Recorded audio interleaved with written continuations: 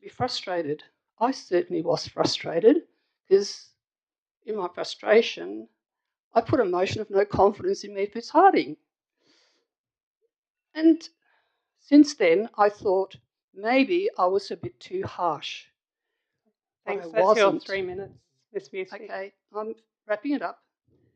It wasn't too harsh at all, simply because the responses did require some leadership to have some respect for the electors who came there to give their questions and motions. In conclusion, thank you. in That's terms 3 of the minutes. markets, just one second. I'm not going to do this tonight because we have a lot of people in the gallery. We have a lot of debate. It's 3 minutes. Mark Woodcock is the next speaker. Typical. Mark When you like people, you give them all the time in the world. When you don't like people, you cut them off, and that's your MO. I'll just remind you about conduct in the chamber. Thanks, Mark. Good evening, everyone. I'd just like to point out something that's been obvious tonight is that almost all of the comments and questions put to council tonight are about financial mismanagement. I think at heart, councillors and the management should be thinking of that and taking that to heart. My question it's a question I asked at the annual general electors meeting. What is the latest cost of the King Square project?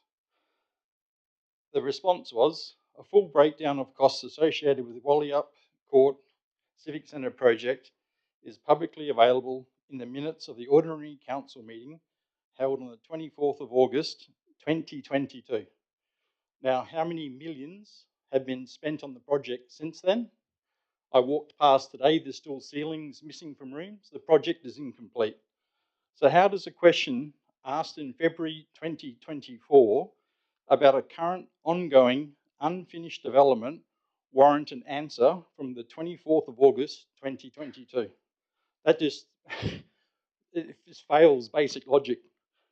How can that response possibly answer the question asked on the 5th of February 2024 when the council was still doing work on the building in 2023 and parts of this project are still yet to be completed today?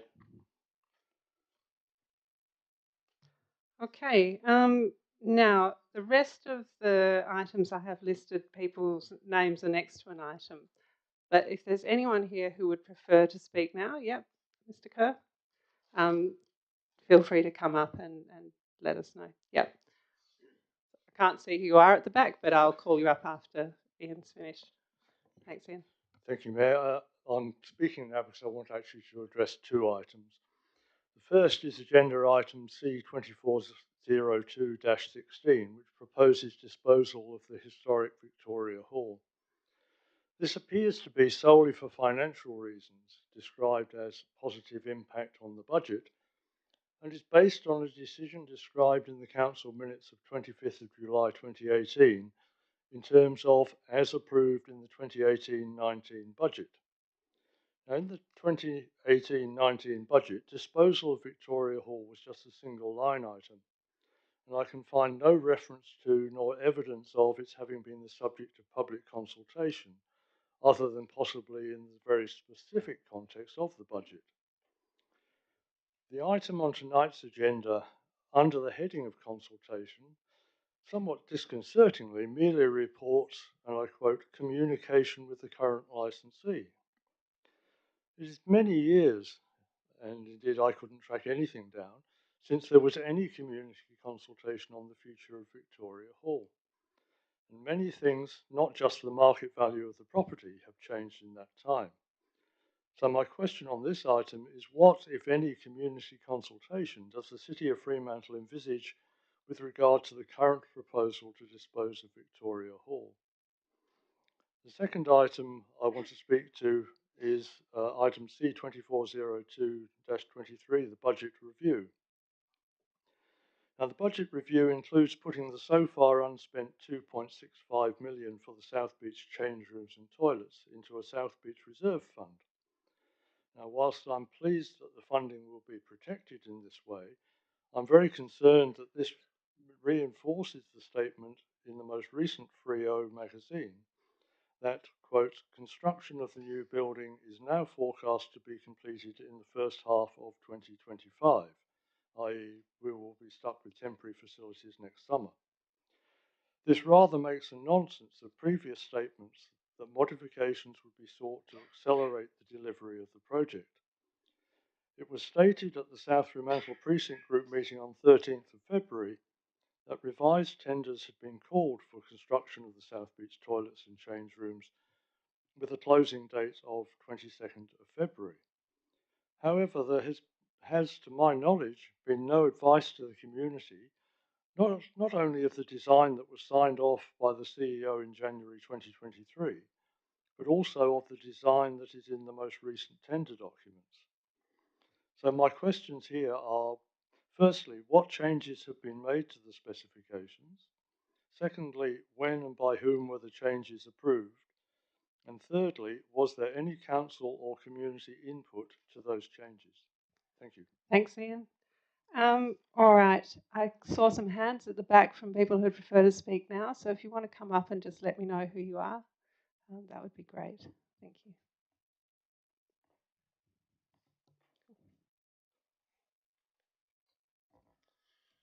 I'm Gary Adams. I'm from 22 Queen Victoria Street, and I'm speaking on the item to demolish 5 Beach Street. So the building at 5 Beach Street is directly behind our house and has been an issue since the day we moved to our heritage listed property some time ago. Over time, it's become a popular attraction for local teens to perform dangerous acts that are uploaded to social media. It recently appeared on a social media platform listing derelict buildings that could be explored in Perth.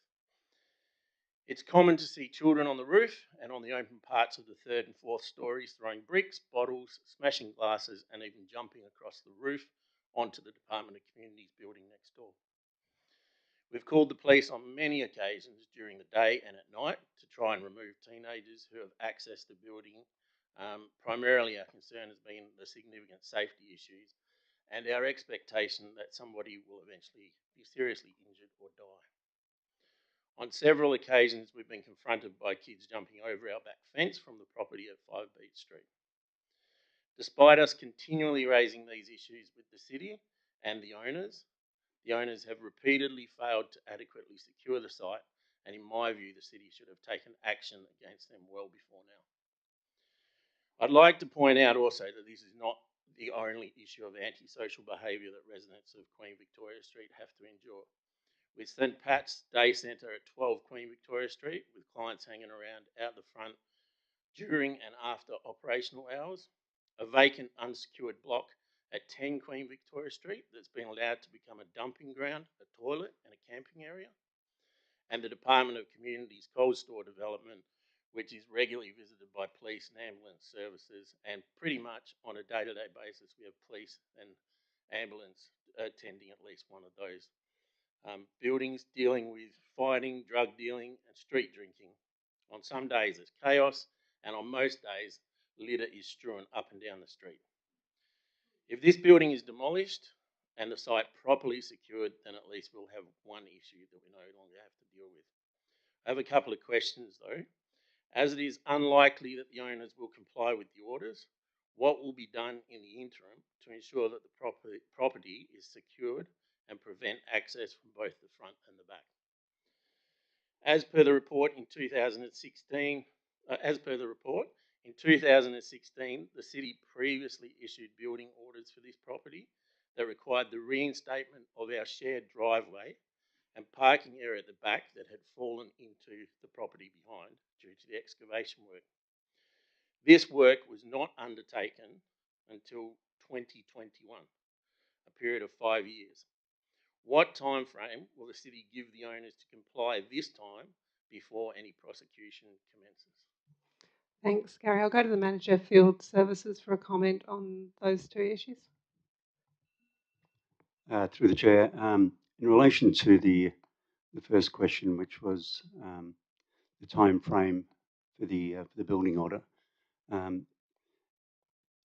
it would have to be a reasonable time frame given the extent of the size of the development, and it would be considered that 12 months would be considered to be a reasonable time.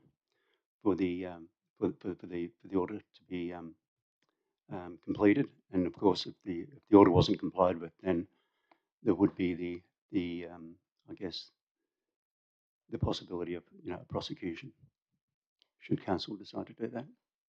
So that's the deterrent for undertaking the demolition.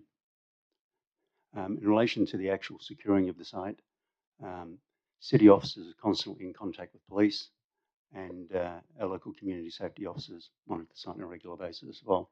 We're also in contact with the owners, and hopefully through the issuing of this building order, it'll continue a dialogue with the owners and they'll improve the condition of the site. Thank you. All right, there was another person at the back there. Thank you. And then John, I can see you there. Yep.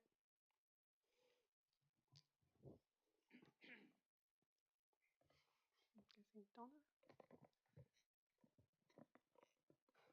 Thank you. You will need it to go kind of quite close to your face. Thank you. A bit ominous. My name's Donna Eris. I'm from 24 Queen Victoria Street, Fremantle. My neighbour Gary, I echo his concerns that he raised.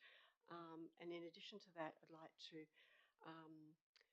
talk about the illegal works at 5 Beach Street commenced in February 2007. Included deep excavation at the rear of the site and resulted in subsidence on the back of our property and loss of off-street parking for 15 years, trespassing and by the owner when he conducted illegal works, included concreting down drains, etc. It was an extremely stressful period for us. The boundary wall, thankfully, has been stabilised and there's a fence there now. However, this just isn't enough to keep youth, in particular, from trespassing across the rear of our property, regularly gaining access into and then out of 5 Beach Street. We see fires, we see flashlights, we're regularly calling the police, and we're seriously concerned about serious injury or death on the site.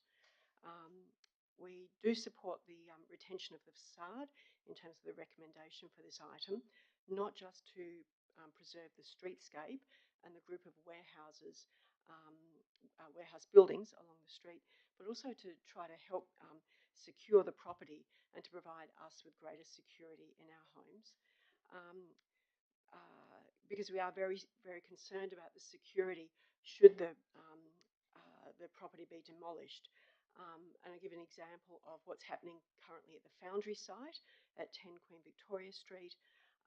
It's a site for continual antisocial illegal behaviours, squatting, dumping of rubbish. It can be quite, there can be personal threats to safety even in walking past this site. So I've got two questions for Council. The first question is, will Council consider an additional recommendation to keep that will keep this that the owners should keep the site secure and free of rubbish, squatters, and debris on an ongoing basis should the demolition occur? And then the second question is, could we be consulted in the future or contacted or advised about future items coming to Council so that we have the opportunity to come and make presentations to you? So we learnt by accident about this item tonight. It's, as I've said, it's had ongoing major negative impact for us in terms of our amenity for the property, and we're in regular contact with officers and would appreciate being consulted on the item. Thank you. Thanks. We'll consider that in the debate in terms of the other potential recommendation. Okay, John Dowson, also former councillor, former deputy mayor. John Dowson. Thank you, Madam Mayor. Because of time, I just want to talk about two things, the tree and the Victoria Hall. And I commend the council for their motion tonight. But I am aware that the family has been under a lot of distress. I want to put forward two positive suggestions and hope that that they may be of interest. Obviously, the family need immediate help, but what the Fremantle Society has been trying to do is to do research into the value of the property in terms of its history and magnificence. And of course, we've got the story of the tree, the best tree in Fremantle. We've got the story of the man, the phantom tree planter, and we've got the story of his house on the same site. And wouldn't it be good if council could explore through different contacts you've got? For example, the state government. I wrote a report for Colin Barnett about the Waters cottages. He came down. He said, okay, I'll set up a revolving heritage fund, the first one that any government's done in Australia. They put in $2 to $3 million, and they have now $8 million profit sitting in this fund. And nobody knows where it is or why it hasn't been used, but the council could, hopefully, perhaps approach the government, say, what about you buying the property, working with us to develop it as a fantastic wedding reception, 5-star restaurant area, revealing the tree on the house. I don't know. What I'm saying, our question is, will you investigate ways to have this property developed as a significant tourist development, besides helping the family in the meantime? Now, with Victoria Hall, once again, it seems the council keeps wanting to walk away from its obligations for heritage. And the suggestion that we have, and what we want to put forward is, will you please put together a brief showing the excellence of the Town Hall and Victoria Hall, and then put that together as a small package and send it to the Minister for Arts and get him to come down and take him through the Town Hall and Victoria Hall and say, look, you give $150 million to the Perth Concert Hall. We need money. We need at least $5 million for the Town Hall. We need money and operating costs for Victoria Hall. Give us what we need to have two stellar arts facilities in our city. So those are my two questions. And as part two of my question, what grant applications has council already made seeking funds for Victoria Hall and the Town Hall? Can I hand that up? Certainly, yep. All right. So we are going to go to the late item first, so the Moreton Bay fig tree item. If there's anyone here who is waiting on other items and wants to, not maybe wait for that debate to be out, you can come and make your question and statement now, and then you can tune into the live stream, which I'm glad to say is back online. All good? Okay. Excellent. So I will keep my list and refer back to it as we go through.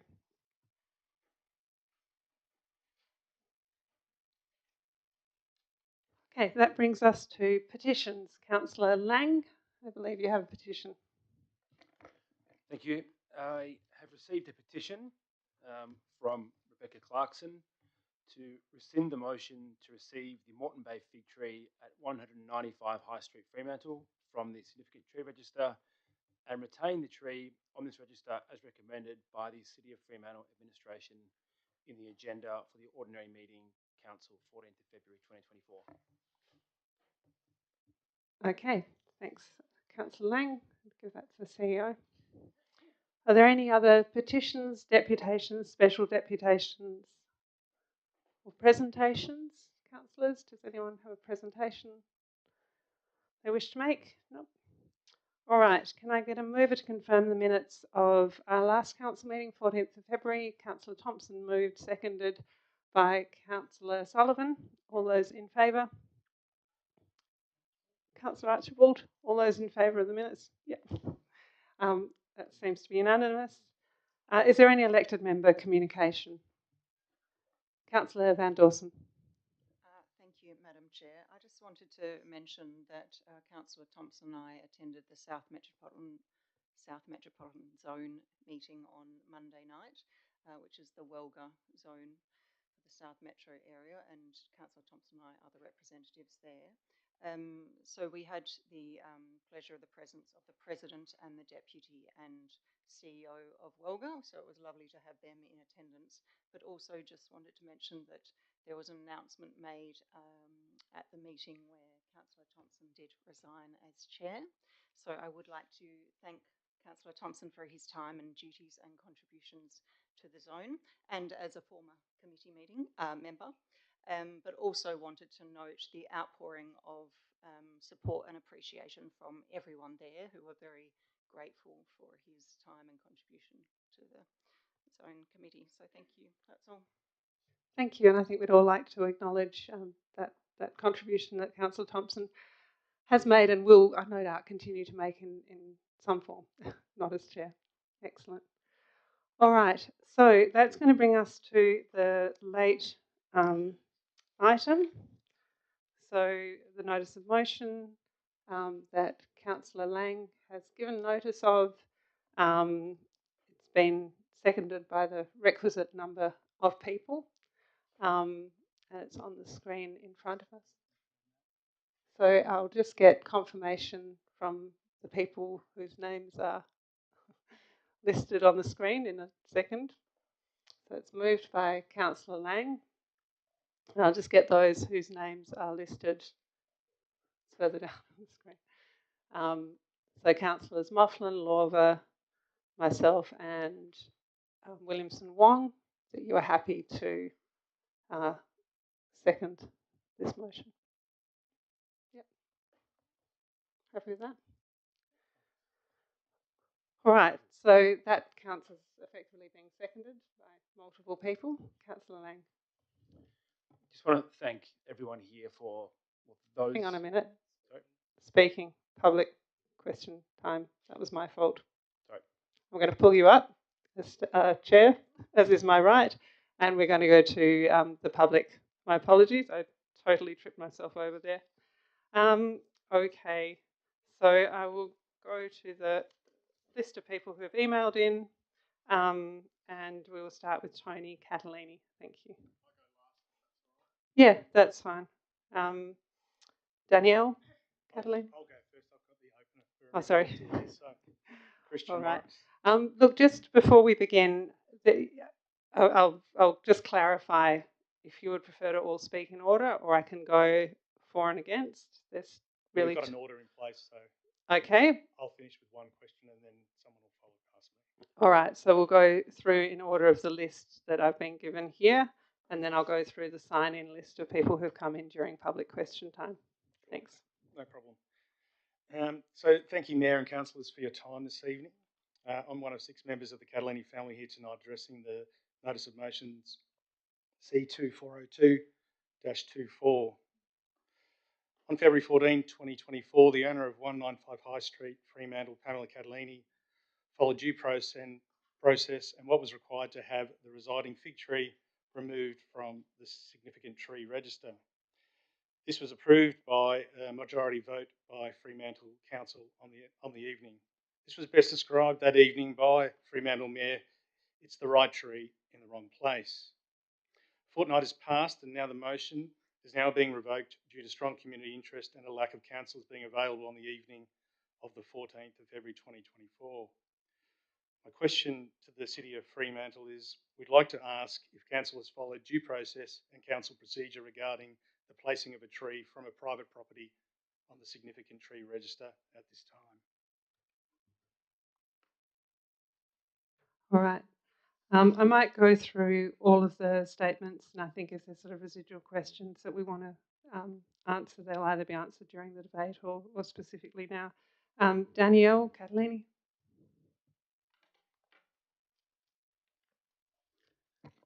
Good evening.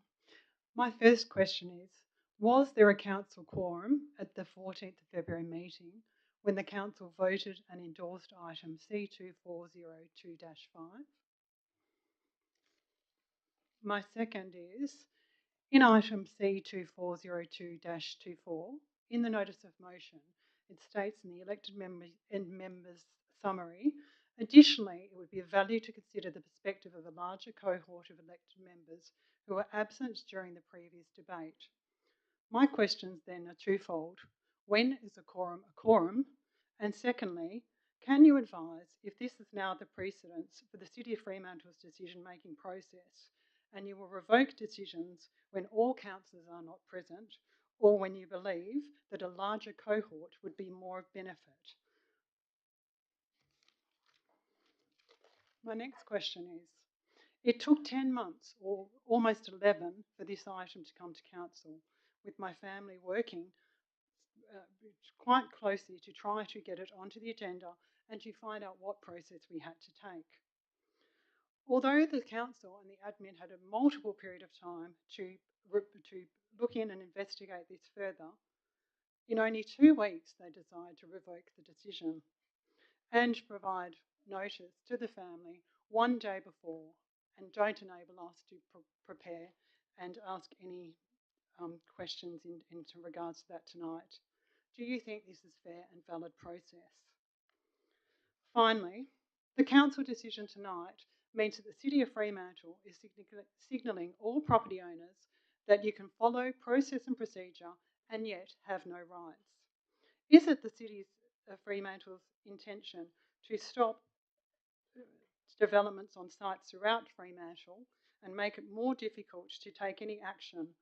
And is it a case of beware of your rights, any property in Fremantle, if you have a tree on your property, because the City of Fremantle will not let you take any action in regards to that?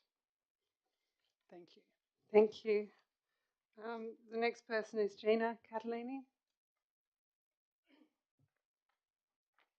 Good evening. Mine is in regards to the petition. Has the council, in receiving the petition... Sure, Mum. In receiving the petition, has the council, as according to their drafting of petition procedures, dealt under the Part 5.15 of the City's meeting procedures policies been followed? I will read part of the statement and petition. The proposed demolition threatens not only this individual tree, but sets a dangerous precedent for future decisions regarding our natural heritage in Fremantle and beyond. We must stand together as a community and demand that our government prioritises environmental concerns over short-term private financial gains. Can you please confirm, as stated in the petition, have we put in a proposal for demolition of the tree? The proposal is incorrect. There is no demolition proposal, and it is also incorrect stating a short-term financial gain of the property, as it's been in the same ownership for 60 years. The owner is not a land developer. She finds it difficult to maintain and upkeep the tree, which is their motivation for the application, along with not providing consent. Is the council biased and being led by an incorrect and misleading petition, along with the signatories on it? And also, please confirm on the grounds of this misleading and incorrect information on the petition if the council will be accepting it. Given that the demolition potential of the property is reduced by 50% due to the tree and heritage house retention, it is only fitting that the council allow doubling of the plot ratio for this site. Can you please comment? Also, given the route locations, etc., underground parking would be problematic, and therefore car park relaxation would also be appropriate. Can you please respond? Thank you. The next person I have listed is Gertian Groen. I'm not sure. Yeah. Were there other speakers, sorry, from the family? Yeah, I don't have you listed anywhere, so I might continue with the family speakers if that's all right, and then go to other speakers if that's what you were intending. So, Carith? Good evening. I'll just start off by asking a question of the Mayor. Would you please provide us with a copy of the advice reasoning why the Moreton Bay fig tree could not be removed and transplanted to Olyup Court, which outlines the extensive root system which would make it impossible? The same root system that will be affecting our beautiful heritage building on the property. Is it encroaching on existing infrastructure in both private and public space, and that's why it would be make it difficult to move? Why was this information not taken into consideration when council officers made their recommendation on our application to remove the tree from the significant tree list? Is this an indication of bias by the council? Can the Mayor advise why the resolution to remove the tree from the register has not been implemented? Can the Mayor advise if any other motions from the Council meeting held on the 14th of the 2nd of 24 have not been implemented? Can the Mayor advise the usual length of implementation of a resolution after a Council meeting and the minutes are posted? And can the Mayor please advise the timeframe of implementation of a resolution as required by the Act and the regulations? Can the Mayor advise if posting of the minutes does or does not constitute advertisement? Thank you. Thank you. I'm going to get the CEO to comment on a bunch of different things that have been raised during this conversation. I will go back to the point that I mentioned verbally to one of the members of the family around the tree, and it was verbal advice, so I can now confirm that. And it was based on, I guess, the number of trees we looked at for Wallylup Court for relocation, and the verbal advice was that there are a bunch of trees that were unsuitable because of the root system would be unlikely to survive the transplant process to Wallylup Court. So that was where that came from. All right, and the final speaker.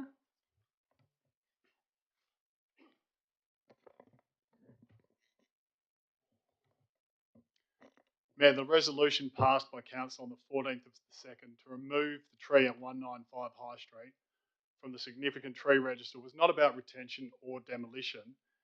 It was to correct multiple acts of ultra vires.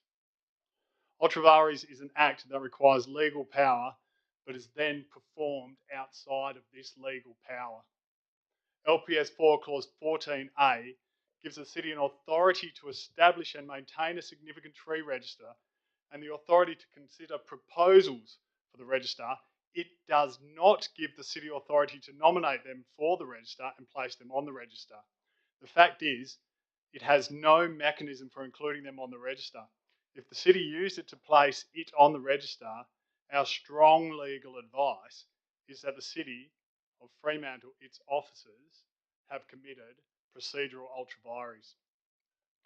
As LPS 4 is useless without a mechanism for placing them on the register, LPP 2.23 was created with the purpose to define criteria for the inclusion and removal of trees and vegetation areas from the significant tree and vegetation register.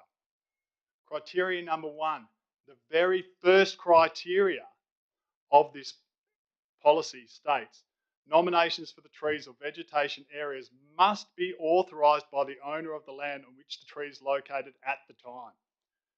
There is no dispute that the owner did not nominate it for the register. Our strong legal advice is that procedural ultra vires has been committed by the city and its officers in placing the tree on the register without nomination. Mayor, should the council vote to revoke this resolution of last week, then our strong legal advice is that the council will be committing subvertive ultra vires. Ultra vires is an important doctrine that is a safeguard to ensure that the abuse of power by public bodies, such as this one, does not occur, and that they, which means you and the council, act within the law. Judicial review of its placement on the register and the revoked motion will not consider the intent of LPS 34, Clause 13A, LPP 2.23, or the motion to revoke.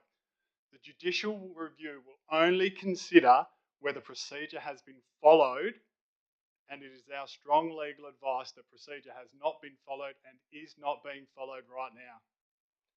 In revoking a lawful resolution, in revoking a lawful resolution to correct an unlawful act because of pressure from groups or individuals, the council is committing an offence of dictation. This offence is serious and may see the collective council held to account by judiciary. Mayor, you stated on 6PR and in the Herald that the city does not have a policy, this is your words, that allows it to list trees on the private property where the landowner does not give consent. This statement confirms our strong legal advice for procedural ultra vires. Mayor, in closing, since making this statement, what policy has appeared? And finally, can you please advise, based on the reasons for the motion tonight, when a quorum is not a quorum? Right. If that's all the speakers from the family, I'll get the CEO to make some comments in response to some of the items raised, and then I'll go to the other speakers. Thanks, through the chair. Council has received a request for revoke in the standard required under the Local Government Act. We have received legal advice from our lawyers as to whether or not this is something we can proceed with tonight and consider as part of Council's decision making. Our legal advice is that Council has the power to consider a revote motion tonight, and I've sent that out to all elected members today to read for themselves. When it comes to the reasons for a revocation, Council can put anything forward. There's no statutory requirement about how it considers it. All it needs is the required number of elected members to move and second it, which has occurred here tonight. Therefore, from my standing, there's no reason why Council cannot consider the revote tonight. Okay. I'll now go to the other people I have listed to speak on this item. So Gochian Rowan, I think, was the next person on the list.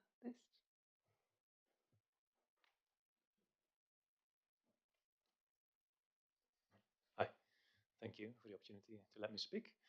My name is Gert-Jan Grun. I am a Wally Lab resident and I am an architect and senior associate at Kerry Hill Architects. Our firm does work across Australia and in Wally Lab, and we've built this building, designed the building. And we, over the last week, have had a look at the site, 195 High Street, and we believe it's possible to develop the site with a scheme, and we believe it's possible to develop it to have 30 apartments on the site.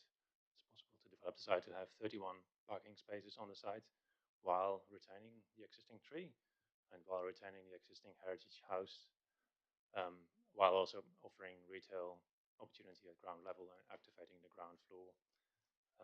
So that's all I had to say. No questions from me. Thank you. And the next person I had was Stephanie Polly, I think, on this item.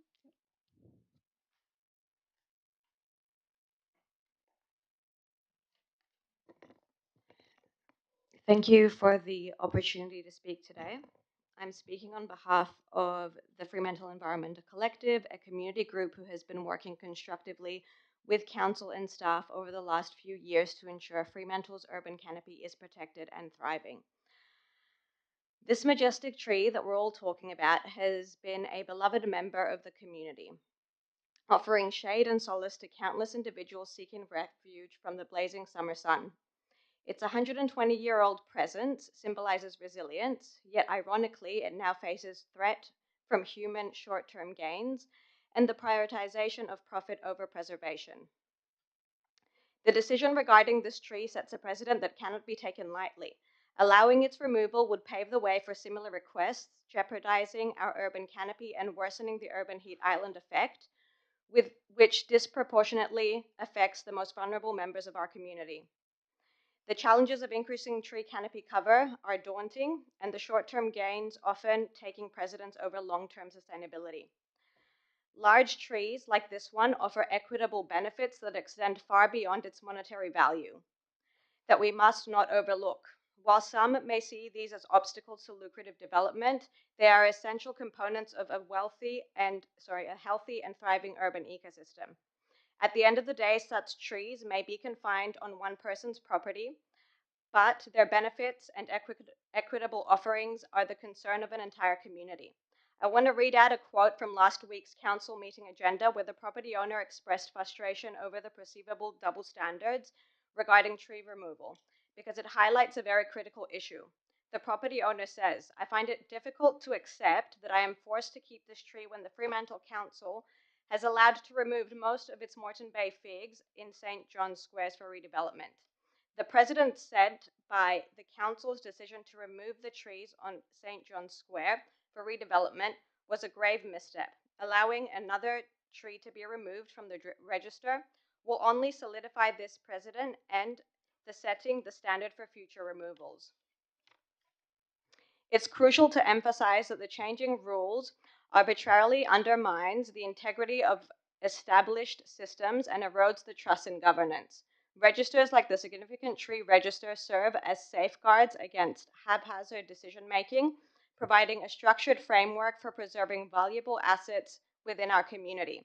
However, if these registers are not upheld, their purpose becomes futile and the trust placed in them is betrayed. Therefore, it's imperative we uphold the integrity of these registers and adhere to the established guidelines to maintain consistency and ensure fairness in the decision-making process. Fremantle Council has always prided itself in being progressive and forward-thinking. This is a unique opportunity for the Council to uphold its long-standing values. We have an opportunity here to rectify past mistakes and set a new precedent, one that prioritizes urban design in harmony with nature rather than against it. We can demonstrate that progress and environmental stewardship are not mutually exclusive, but rather integral to building resilient and vibrant communities. I urge the Council to recognize the importance of this tree in question and revoke consideration for its removal from the register that was made last week. Further, I urge the Council to consider the amendment made to the motion put forward by Councillor Aidan Lang for consideration to review the current policy. To assist the City with this review, I believe WALGA... Thanks, Stephanie. I'll get you to wind up now. I believe WALGA will be releasing new planning policy that offers strategies and legal advice to enhance the protection and value of trees within the context of development. Thank you. Thank you. And Michael Cusack is the other speaker I have listed. I will check in if there are any other people who've come in who were wanting to speak on this item after Michael's spoken. Thank you, Mayor, councillors and directors. I'm speaking tonight on behalf of Design Freo, Fremantle's design advocacy body. Last week, 150 people joined Design Freo at very short notice under the fig tree at 195 High Street for a photo shoot with the Fremantle Herald, WA Today and Perth Now. Since then, the drone footage of that event has been viewed more than 133,000 times. That's over 1,000 times every year that the tree has been with us. And WA Today's story was the most read article nationally across the Channel 9 digital network that day. The tree even made it to the 6 p.m. news that night. These statistics and that turnout demonstrate that the depth of feeling for this colossal tree has garnered in a very short time, and more importantly, what it is that our community values here in Fremantle. Design Freo has considered this matter very carefully. We understand the complexity of the decision-making that council faces on matters like this. But on reading the council reports, including the landowner's statement, the arborist's report and the officer's recommendation, we still believe that this matter does need to be reconsidered. We feel very strongly that the decision to remove the tree from the register went against the community values and did not fully explore the alternatives, including from a design perspective. Our advocacy has demonstrated that with considered design, the tree can live on. A great building can be delivered and the financial imperatives of the landowners can be met. Plus, a critical part of our urban tree canopy can be retained, along with an important part of Fremantle's heritage. We know that development options that retain the tree are possible and examples do exist. On behalf of Design Freo, I'd like to thank Council for reopening the discussion, and we feel very grateful to live in a community that stands up for what it values and for having a council that is willing to engage with that electorate. We strongly urge council to return the tree to the register. Thank you. Thank you, Michael. Do we have any other speakers on this item? Councillors, do you have any questions for any of the speakers on this item? All right, so we'll go back to the item as moved by Councillor Lang and seconded by numerous councillors. Councillor Lang, you are ready to open. Sure. I firstly just wanted to thank my colleagues for seconding this motion so we could revisit the item. Bringing this item back to the chamber allows the community to have a voice in any future decision that we might make this evening. And as we know, that voice wasn't heard last week. It also allows those of us who are absent to have a voice, a say, and a vote on this item as well. So thank you for allowing it to come back to the chamber. I wanted to highlight a quick point that Steph Pulley made and rightly highlights about the tree that we had in Wagyulup Court. We worked extremely hard over a number of years to try and save that tree. Unfortunately, those efforts were futile. However, we did spend a considerable amount of money transplanting another fig from Ord Street in its place. We did replace that tree that we lost. And I don't think the new one that we added is on the significant tree register, but to set a precedent and replacement, maybe that's something we could consider at another date. Moving on, I'm not going to touch on amenity, canopy cover, environmental benefits, as they're obvious and they've been covered. I just wanted to touch on some of the points I believe that have developed over the last 2 weeks since we were last in the chamber. The first point being development potential of the site.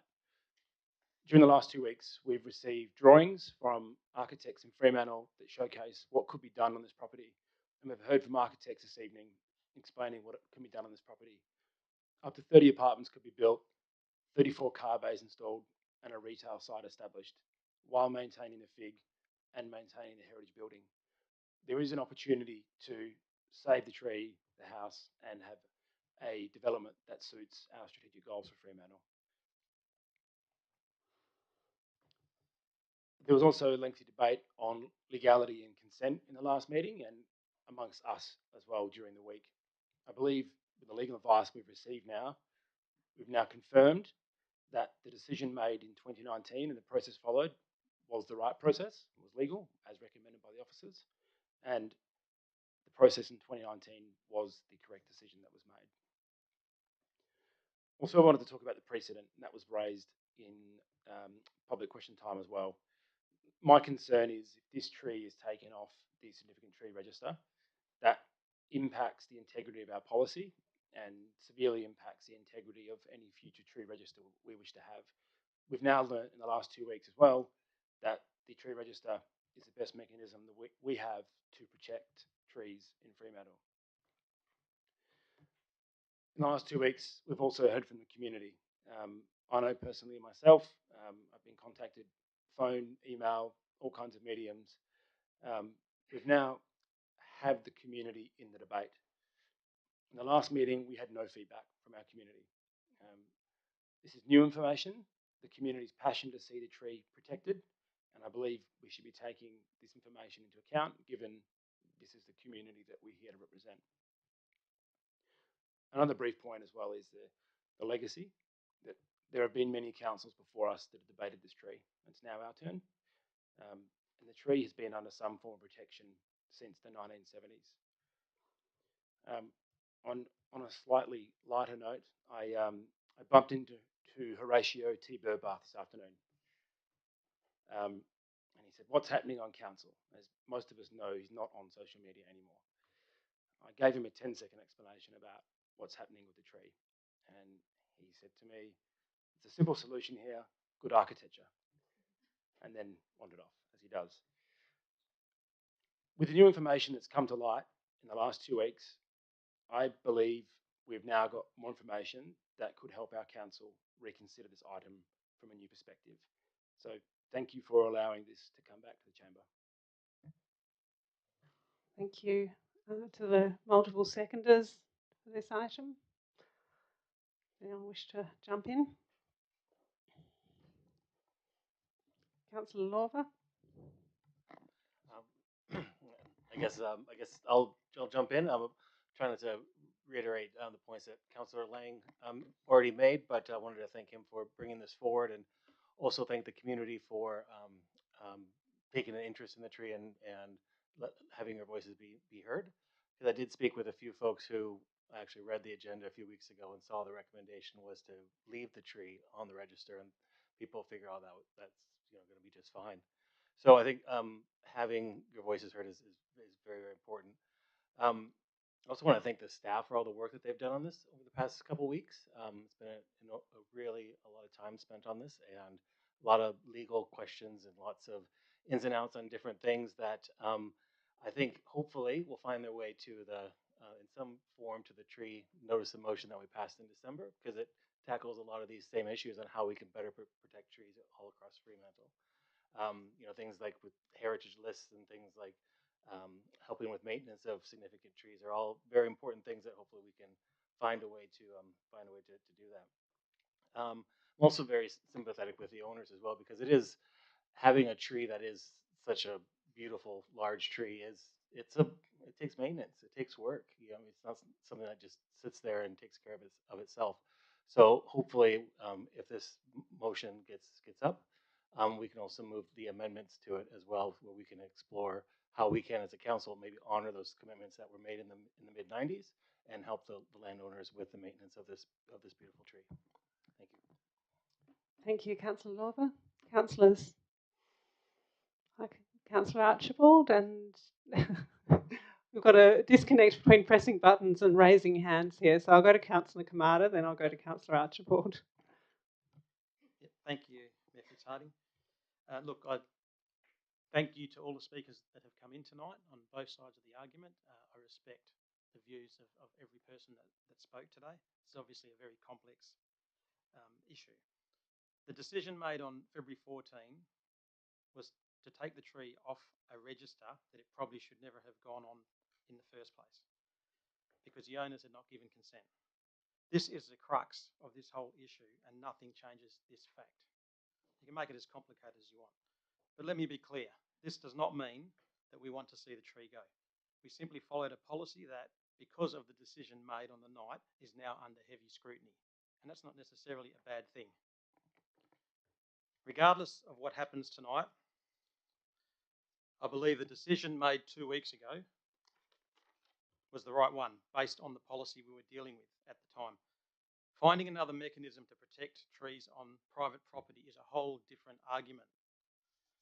If there is to be a silver lining to all this, it will be that we finish up with a clear and fair policy that allows people to know exactly where they stand.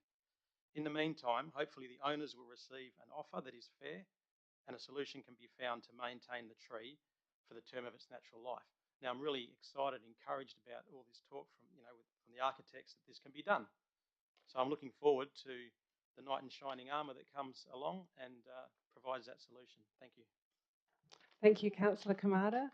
Councillor Archibald, did you wish to speak next? Or I'm happy to. I don't intend to say a great deal. I did move that motion for the reasons that I firmly believe that our policy made it very clear. It said we shall get the owner's approval in the policy, and on the form it says we must have the owner's approval before the tree can be registered.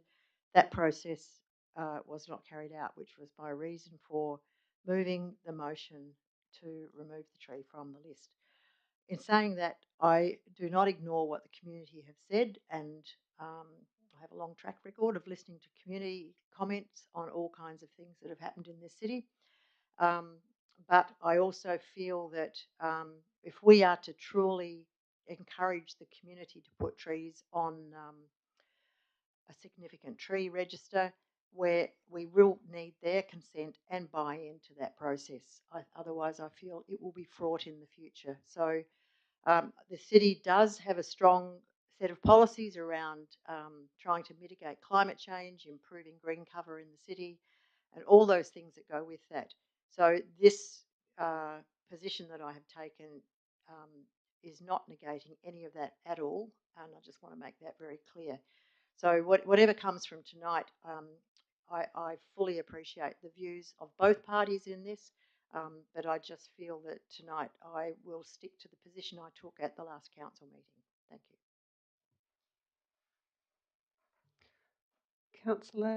Councillor Williamson-Wong.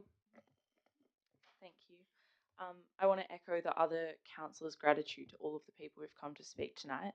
This has been a very interesting item to return to, and I feel thankful for Councillor Lang that I'm able to participate in this discussion. There's no doubt that this decision is highly complicated and there's reasonable points to either side. And before I go further, I want to say that, like Councillor Lang, I'm confident in the legal advice that we've had as a city to confirm that that process of putting the tree on the register in 2019 was correctly followed. And the Moreton Bay fig stands as a magnificent remnant from over 120 years ago. And although likely planted as part of a bigger garden, its current position is clearly not serving it well. It has required major pruning and there are doubts about its lifespan. I'm also very sympathetic towards this large burden of having to care for the tree. Just as it's magnificent, it's clearly a lot of work to maintain, which is why I was glad to see Mayor Fitzharding's amendment in regards to the maintenance of the tree on the motion tonight. And it is also clear that the tree does constrain development on the site, and it's true to say that it will be much more complicated to develop this site while retaining the tree. Not impossible, just more tricky. But I also want to note that I think considering our developments as short-term wins is not very Freo of us, and instead it's more useful to think about them as for the potential long-term benefit. One of the central questions that I continue to return to around what it means to develop is around what it means to develop a community rather than just developing a streetscape. Because yes, development in Freo is one of our priorities, but the way we do this seems critically important to me. We all know that Fremantle is a special place because of the community of people who live here, and this has been especially evident over the last few weeks. We're a community of people who care deeply, and then will act on it. And we're also a community of people because we live with shared values. Importantly, values of preserving our history and of our precious environment. And if we want to bring more people into Freo, then I believe we need to ensure that our new developments reflect this. We are influenced by the design around us, and so that design needs to reflect our values as a city. As EMs, we're required to make these difficult decisions. And in my administrative law lecture this morning, I was reminded that our role is applying laws and policies to specific circumstances, and that these will be impacted by the culture and institutional practices and standards of our city and communities. One of the reasons that I love and feel very privileged to sit here is that we are a special council, a council that considers the wider impacts and the wider context of our decisions. And so I think it's also important to note here that the changing context of our world. In a rapidly warming climate, one where we've experienced more days over 40 degrees in Feb than any other year on record, maybe we need to shift our thinking to this context too. Instead of prioritising development over all else, why wouldn't we prioritise our precious urban canopy? This decision is a really tough one, and it's very complicated. And I've been very appreciative of my teammates throughout this process, and I have a lot of respect and gratitude for our officers for putting up with us. I hope tonight we do as we have been asked to and act in the best interests of all people in Freo. Thank you, Councillor Williamson-Wong. Councillor Sullivan. Sorry, Councillor Graham got there first on my list. Thanks, Madam Mayor. Yeah, it's been a while since I've made a speech in this chamber, and sorry about the voice, but that seems to have been a byproduct of what's been going on with me.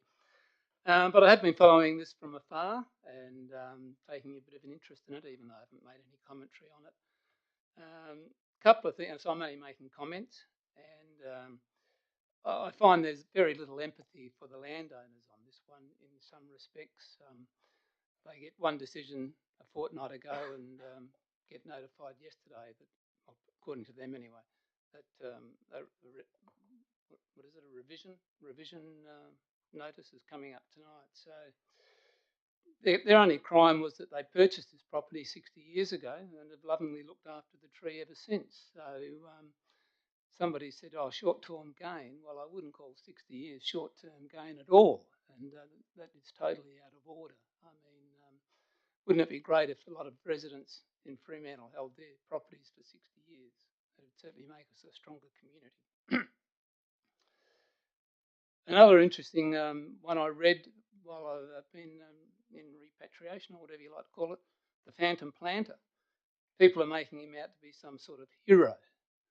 Well, I maintain he is an absolute irresponsible ratepayer.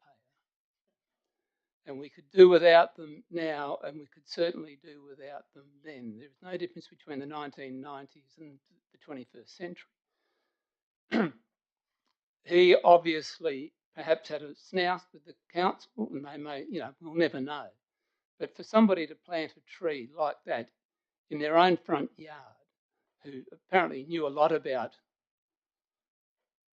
Moreton Bay figs, was obviously doing it out of spite, or certainly not in the interest of Fremantle, because it's actually totally covered the heritage house at the back. But anyway, that's just my comment on that. That leads me, though, to big trees need big open spaces. We do not need these sorts of trees in residential homes. And you look around Beaconsfield and Whitegum Valley, and people over the years have planted what they thought was a great idea, a gum tree in their front yard. I've got 2 houses within 100 metres of me that have one directly opposite. The 2 blokes I knew very well. One was 100 metres down Martha Street and the other one directly opposite. And it was around the same time, 40 years ago. They both came home with gum trees and planted them. And I thought, these 2 blokes wouldn't know the difference between a gum tree and a magnolia. What is it? Magnolia. And now these trees are about 30, 40 metres in the air. And one day, every time you see a storm go through, whether it's Victoria, Queensland or WA, the essential services always are blaming climate change for the tree that went through the house, climate change that went through the car, climate change that killed the person. You know, we aren't going to be immune from this. So I really think council has to take a very strong view of what people plant in their own backyards, because most of the trees you see around aren't suitable for local requirements. Anyway, heartening to hear about these architects and landscape planners and etc. that have come out of the woodwork in the last fortnight to say they can come up with some fantastic strategy to save the tree. Well, good on them. Give it a go, but do it pro bono.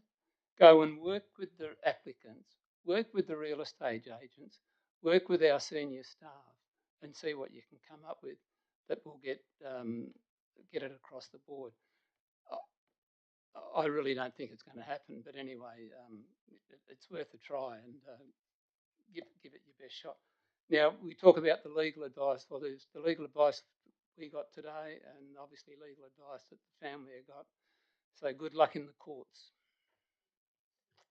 Thanks, Councillor Graham. Councillor Sullivan. Thank you.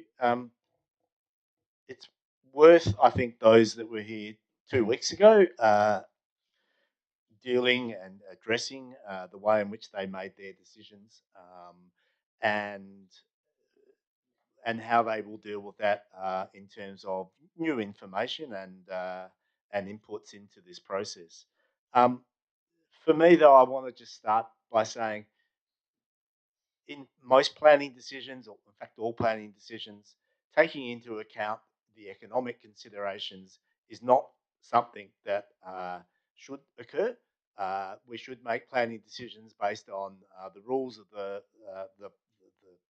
town planning scheme, the planning rules in the state, the policies and those sort of things. Now, while this is slightly outside of the normal planning system, it is really a planning decision. And I certainly, while I have, the utmost sympathy for any situation where something on site constrains the way in which that can be used, whether it be a heritage building, whether it be a tree or the like, it is not a planning consideration to question whether or not there is an economic benefit or disbenefit in that. I made my decision last week, which was to allow this to come off the tree register based on the information that was presented to us at the time, both by the city staff in the report, but also in the public domain where people submitted commentary.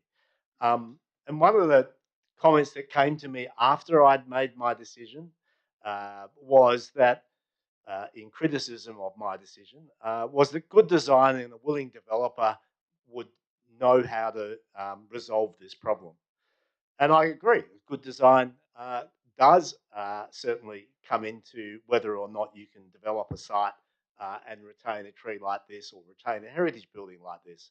But willing developer is also a part of that.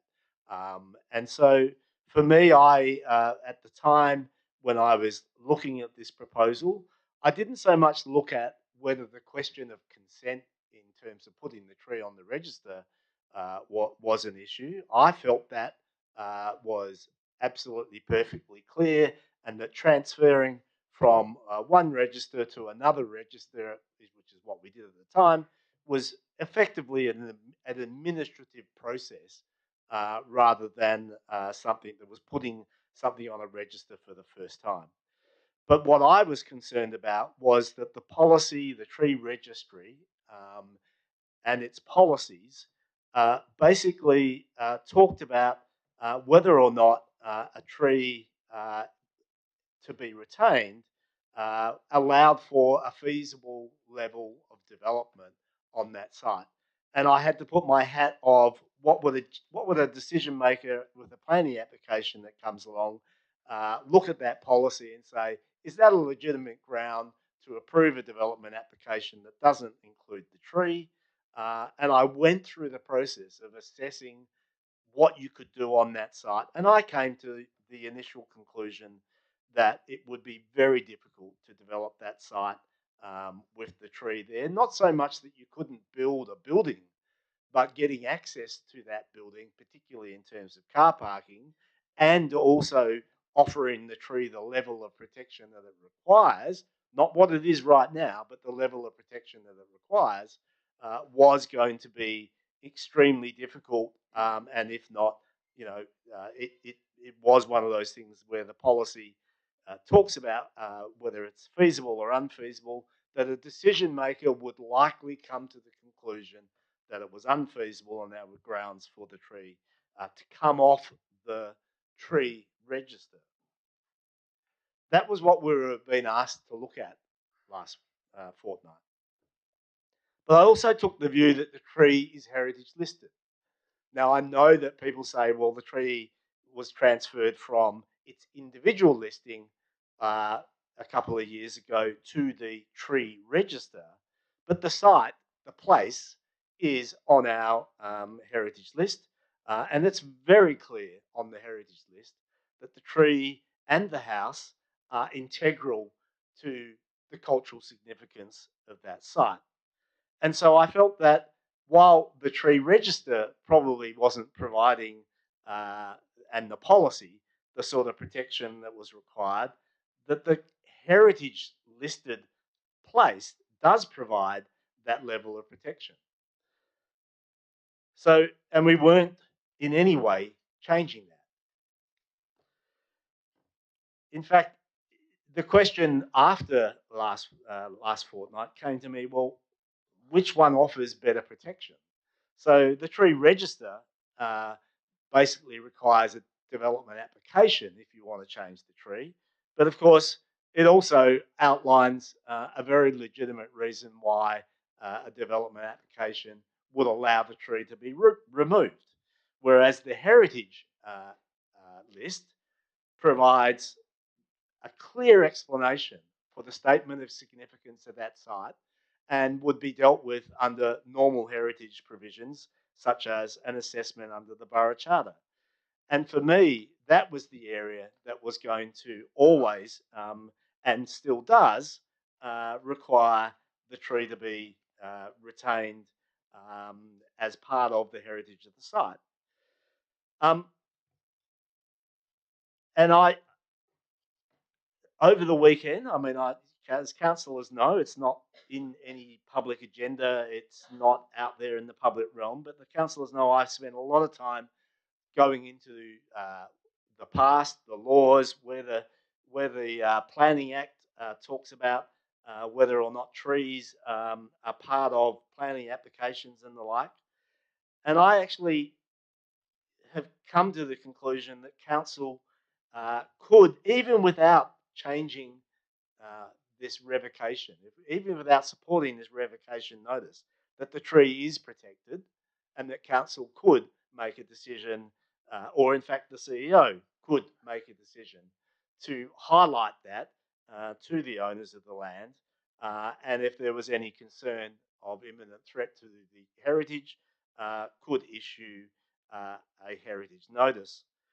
So I'm not, I guess, like unlike other councillors, I'm not as convinced that putting it back on the tree register necessarily provides any greater protection than already exists. So the question for me is not about what level of protection it can. It's actually about working cooperatively with the owners of the land and any developer that might want to purchase the land to identify ways in which we can, as a community and as a council, provide the best chance of protecting that tree and protecting the old house. There are definitely other ways. So when I did my original assessment, that access to the site was the critical one. So the very first way that the council, this community, can help with the retention of the tree is to help the owners find other ways of accessing that site, particularly for vehicles. And if that means working with the state government and providing an access way agreement through Queen's Square to help retain the tree, then that's something that I would proactively seek from the state government and ourselves. There are other things that we can do. I would actually seriously entertain working with the state government, as has been, in fact, I think suggested by someone tonight, but it's certainly something that I suggested to my colleagues, to seriously work with the state government to look at ways of doing potential land swaps between one open space and another open space to actually get the tree into an open space environment. That's more complicated. But there are other planning opportunities through simple conversation that can identify that the potential of the development of the site can be transferred around the site in ways in which make it feasible, make development feasible. And I think that's something that we are obliged to do if we as a community want to see that tree saved. And councillors will know that I've already suggested that we should be doing a planning policy and working proactively to try and save the tree. So at the end of the day, yes, a good design will actually achieve a good outcome. But the question for the owners and the question for us is, will a willing developer see it that way? And is it feasible for a developer to do it? I think it is. I didn't think it was 2 weeks ago. I do think it is now. Whether that is justification for supporting a revocation motion is another matter. But then I'm not as worried about whether or not the revocation gets up, because I still believe the tree is actually protected. And I'll just lastly say, in summary, a revocation motion is something that we should almost never do. I mean, Councillor Thompson might be able to help me out on this, but in my 20 years of council experience, I can think that there's probably only one or two. Two? Thank you. It is something that perhaps we've been caught out a little bit by the change of our proceedings, in that we don't have committees anymore. Pretty confident if this had gone to committee and the committee had made the recommendation that we had from 2 weeks ago, that the council decision probably would have overturned it. So I'm not sure, actually, still, which way I want to vote in terms of revocation. I do actually agree with Councillor Archibald in some ways that the decision was made in good faith, and the decision was made based on the evidence in front of us at the time. So, yeah, revocation is something that we should hardly ever do, and I would hate to think that this becomes in any way the norm for how to deal with difficult situations. Councillor Moughlin. Thank you. Yeah, I'm going to start on talking about the revocation itself and putting my name to supporting Councillor Lang bringing that forward. And it was a decision that I didn't take very lightly at all.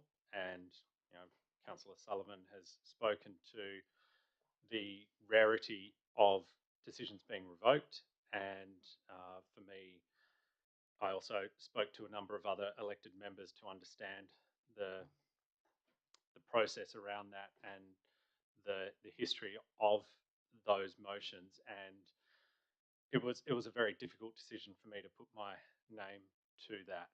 And I also just want to clarify, as part of that, I certainly didn't put my name to that motion because there weren't enough elected members here at the time. There clearly were enough elected members here at the time. There was a quorum of elected members, and we, as a council, made decisions that night which stand and should stand in the future. I certainly don't want us to be making a practice of this, and yeah, as I said, certainly challenged myself around my own feelings and sentiment on that. In this instance, however, I feel that the decision that we made 2 weeks ago didn't meet community expectations. And for me, that we do make decisions which may be unpopular, and there's most probably boundaries within which we make those decisions. But I think this decision that we made stepped outside and didn't reflect the values of our community. And at the time, I did certainly share some of the similar views to Councillor Sullivan around the development potential of the site. And if in hindsight I suppose this is hindsight, thinking about that decision, I'm happy to revisit it now, because ideally we would have had a development application to consider as part of the removal of the tree from the register, rather than just removing the tree from the register. So if there was, and we often, we've spoken about this when it comes to demolition of buildings, and we say it would be great to see what the actual plans are for that building before approving a demolition of a particular building. In this instance, I think we have the opportunity to be able to keep a tree on the register, keep it protected, and then look to see what development opportunities arise as part of that. As I said, I'd like to think that I'm not putting my name to a motion to revoke a decision anytime again in the near future. But yeah, in this instance, I felt particularly my own decision didn't match the values of our community, and in this instance, I need to do so. Thank you, Councillor Moughlin. So, on the rescission motion, do we have further speakers? I'll speak, and then I'll go to Councillor Lang to close. Did you have a question, Councillor Lang? I've got a question, yeah. Question through the chair for the director, Russell Kingdom. I just wanted to confirm, Russell, does the tree have any heritage protection, as Councillor Sullivan mentioned? The director. Thank you for the question through the chair. Staff believe there may well have been a couple of weeks ago. But we did report 2 weeks ago in that report that if the tree had come off the register, there was no residual protection to that tree. So that was in the report from 2 weeks ago. Since then, we have sought legal advice to get that clarified, and that's separate to the legal advice that's been circulated tonight under confidential cover, which was very clear. There is no protection through heritage under our scheme. The mechanisms within the scheme that would give protection, say, to buildings, is not there for trees. So the register is the only means of protection under the scheme. Thanks. All right, so if there are no further speakers, I'll speak, and then I'll go back to Councillor Lang, I think, to close. Is that right? Yep. Okay. I have written some stuff down. It's interesting, Councillor Sullivan's probably covered, while he may not have made up his mind, he's covered a number of points which have helped establish my intentions for tonight. So I remember when I was first elected to council, someone said to me that in every decision you make someone unhappy, and that's as true tonight as it's ever been. Social media creates the opportunity for issues to accelerate rapidly and broadly, and this one certainly did. For me, that's juxtaposed with the relatively private but persistent efforts of the Catalini family to get clarity on the future of the site and of this tree. As you've heard, I met with the family yesterday with some of the senior staff to advise them that this issue would be coming back to council, and I understand how deeply and personally this is affecting them. I can put myself in their shoes and I can understand the frustration they feel with council. Commitment to preserving urban canopy has been absolutely part of my personal ethos. It's being elected to council, and I guess living in Hilton, as a number of others do here. Over the past 20 years, we've seen subdivision lead to wholesale removal of large native species trees to enable infill development. So apart from where we at council consider these trees in the context of a development approval, we have very little power to protect these trees. And locals, often in fact the people who subdivided and sold off the rear block, have been devastated to see these trees go. Quite separate to this, there's the question of whether there are trees in the city that need protection because of their heritage value, particularly related to the post-colonial era. The significant tree register was introduced in the context of trying to address that Hilton issue, providing a mechanism to nominate trees on private land for ongoing protection. And there are brilliant examples of designs across our suburbs that can accommodate protected trees and development. As I've previously said, I have had a discomfort with the way this tree and others on the heritage list were moved to the significant tree register. And while the decision to do so might have been legally valid, recent debate has highlighted there's some improvements we can make to that policy, which we'll come to if we debate Councillor Lang's second motion. But for me, it's probably the point made by Councillor Sullivan around the heritage listing. So while that might not be valid, legally now, it may not have had the standing, the intention was always to protect this tree for its heritage value.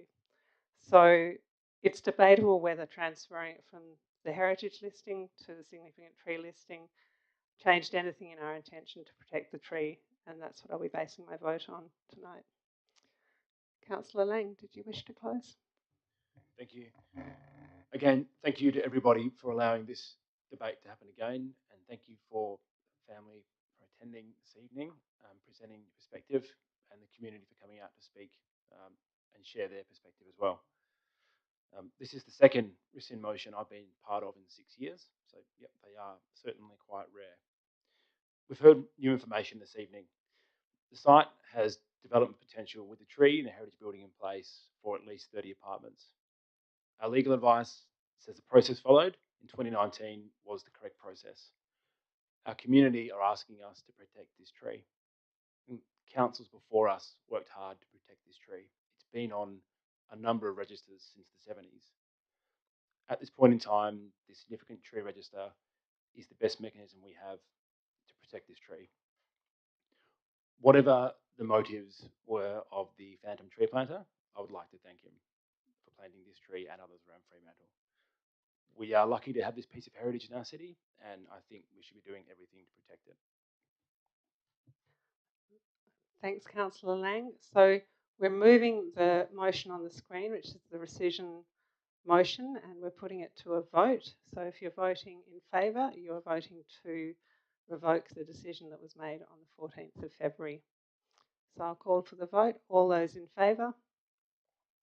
Councillors Moughlin, Lorver, Fitzharding, Lang, Williamson, Wong, Sullivan and Thompson.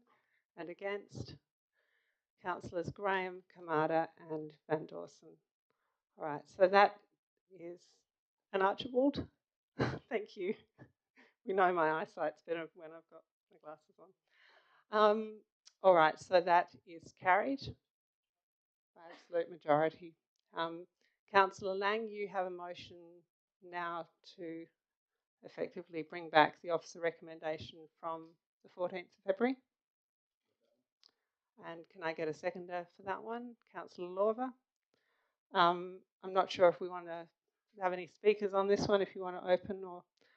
So I have some amendments to this one, which I will perhaps seek to move.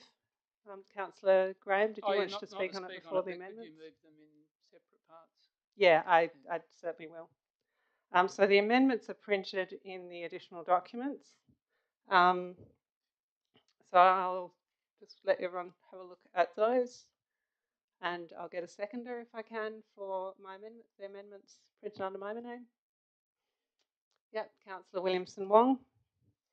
All right, so I propose that we amend Councillor Lang's motion to include a review of the policy LPP 2.23 to potentially split the tree register into two parts. One for owner consent significant trees on private land, which we need to have easier to meet criteria for to encourage tree canopy protection. And one for trees of cultural heritage significance, requiring robust assessment criteria following the Borough Charter principles, which can be included without property owner consent, with the primary aim of preserving trees that have heritage value. And I'm proposing we look broadly, as per the options outlined in Councillor Lorva's motion brought to Council in December, at incentives for tree retention and management on private land. I also want us at the City to work with the Catalini family on a number of fronts. To assist them in the management of this tree, which does put a burden of work onto the family in managing leaf litter, fruit drop and impacts on the adjacent buildings. And if they'd be open to it, to facilitate discussions about how we can look at approvable development options for them to consider for the site, which could include discretions for height to compensate for the areas that cannot be developed in respect to the heritage house and tree. I think in considering this motion and these amendments, we know Freo is a city of proactive, engaged, forward-thinking people who broadly want what's best for this and future generations. And I know this is true both for those who want to save the tree, but also for the Catalini family who deserve our empathy and support. So on the amendments, councillors. Councillor Williamson Wong, seconder. All right, so I'll put the amendments to a vote. I'll do them. Sorry, Councillor Thompson. Yep. Could I have a slight alteration to recommendation 2, a minor amendment, if you would? Number 3 or Number part 3? Number 3, yeah. Yep. What would you like? So I'd like to take out the words after including tree trimming when requested by the owner, and instead change it to after High Street, Fremantle, in consultation with the owner, including in consultation with the owner, tree trimming, blowing and clearing of car parks. There is a slight difference, and I think that difference is important enough to put that minor amendment in. I'm happy to accept that minor amendment if Councillor Williamson Wong as seconder is. Yep. Thanks. And just to confirm, this reiterates the 1995 agreement with the Catalini family. Yep. All right.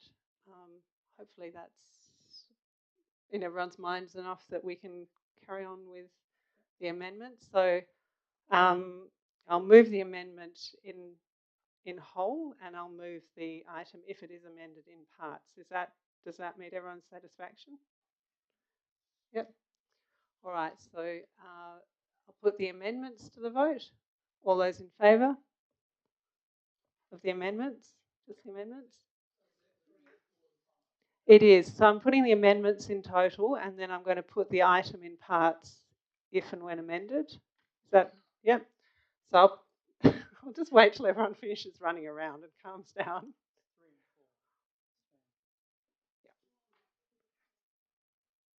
So the amendments are 3 and 4, and there's a part A and a part B over the page to 4. We'll just get it on the screen because I think it's getting a bit confused. Are we good?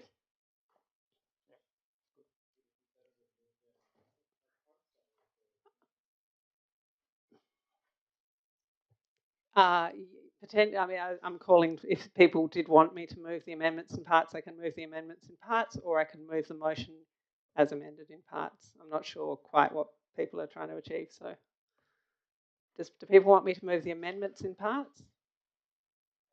Yep. All right. No, that's fine. I'm seeking your feedback. All right, so I'll move 3 as printed on the screen.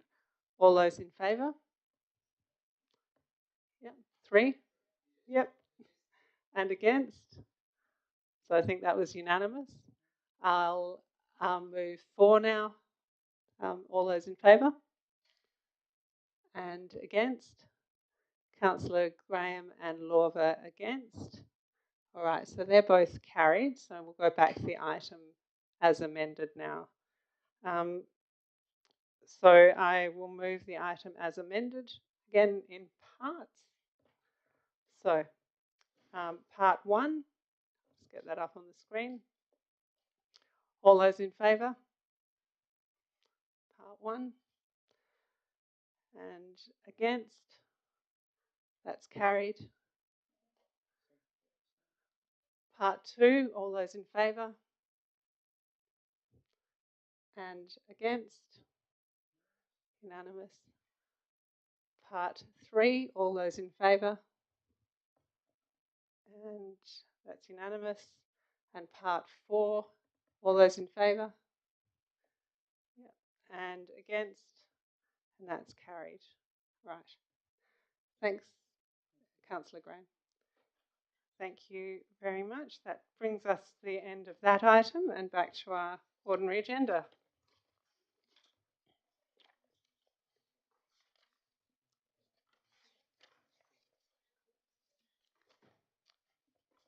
All right. Now, I've got people listed to speak on the following items. Item 15, which is the golf course. Item, sorry, I've got 2 lists running. The budget review item, which is item 23, and the Victoria Hall item, which is item 16. And I think that's everyone I've got left on my speaking list. So I'm going to bring those 3 items to the front of the agenda. To be fair, I've got equal numbers of people, I think, listed to speak on all of those, being 1, so we may work through them in the order as they're printed on the agenda, which I think takes us next to the golf course. Yep. Everyone comfortable that we move to the golf course item now? Might just give a minute for a few elected members to come back and return us to quorum. Whatever happened just there.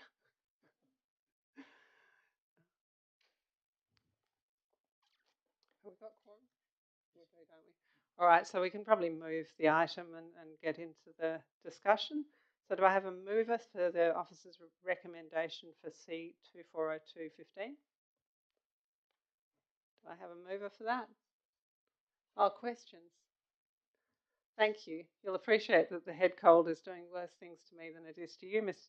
Councillor Sullivan, so thank you for pointing that out. And the speaker I have listed for that, sorry, is Robert Dobson. Apologies, Mr. Dobson.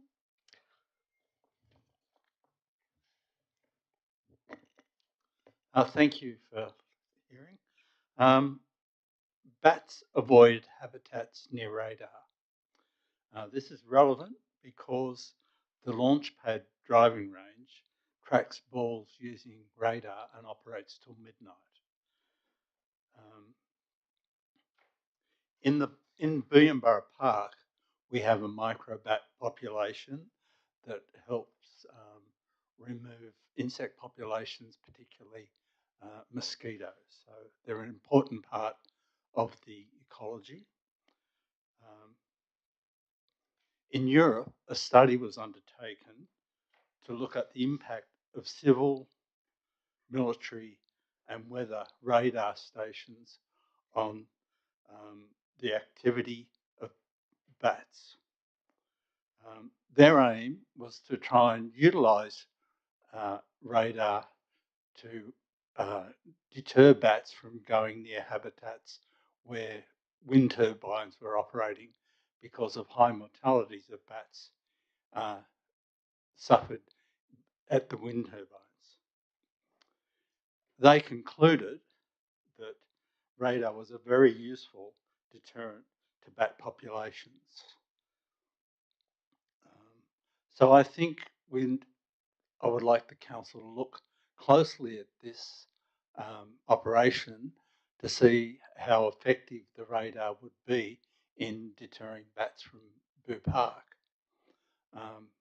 Boombara Park is an important refuge for wildlife and plants.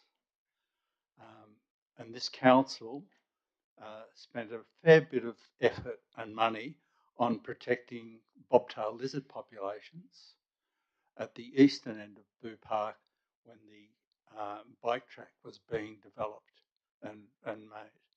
And I'm hoping that the council will give similar consideration to protecting the bats.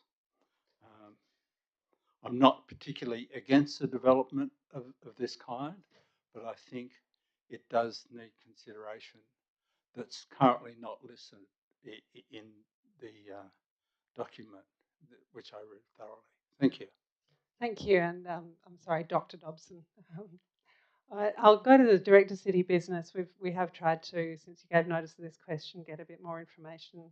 Thanks. Through the chair, thanks for your question. The system being proposed by the proponents is the in-range system. It's used on golf courses all across the world, and we understand that Hammersley Golf Course in the city of Stirling will also be installing the system. We have sought some information from the manufacturer, and I'm happy just to read out a few points specifically relating to radar systems. So radar systems on golf courses are designed for low power use and are active only briefly when tracking golf balls. This intermittent exposure produces EMF levels significantly below thresholds considered to have any adverse effects on health, including that of wildlife such as bats. International bodies such as the International Commission on Non-Iodizing Radiation Protection and the World Health Organization have established guidelines that ensure EMF emissions from various sources, including radar systems, are within safe limits. These guidelines are based on extensive research and designed to protect all living beings, ensuring minimal impact on bats and other wildlife. Noting that the specific research on the impact of EMF from golf course radar systems on bats specifically is limited, the broader scientific consensus backed by rigorous international guidelines provides strong reassurance that any impact is minimal. Thank you. That is everyone I had listed from the public gallery to ask questions or speak on this item. So I will go back to looking for a mover for the item and a seconder. Councillor Archibald moving the item, Councillor Mofflin seconding the item. Councillor Archibald, did you wish to open? I'll speak a bit later when I move the amendment and discuss it a bit then. Thanks. Sure. Councillors, did anyone else wish to speak on the item before we get to the amendments? Yep, Councillor Lorber.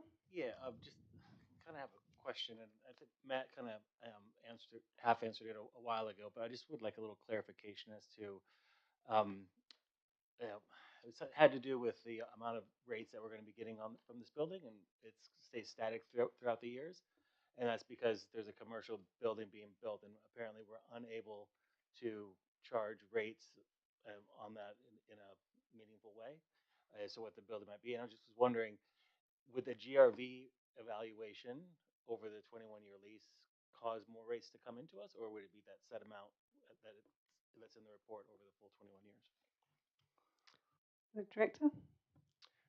Through the chair, so the figure provided in the item around the estimate of revenue generated via rates is an estimate at this point. If the GRV did change, which is possible over the term of the lease, obviously the rates revenue generated would also increase if the GRV increases. Right. Councillor Thompson, did I see an indication before that you wish to speak? Nope. Okay. Councillor Archibald, then, did you want to go to... I had amendments listed from Councillor Williamson Wong and from yourself. If we want to go to either of those amendments, I'd invite you to move them. It's a standoff. Okay. Councillor Archibald. All right. Yes, look, I'm put an amendment. Sorry? I will get you to get a seconder once you've introduced. I'll just speak and then move the amendment. Excellent. Yep. Thank you.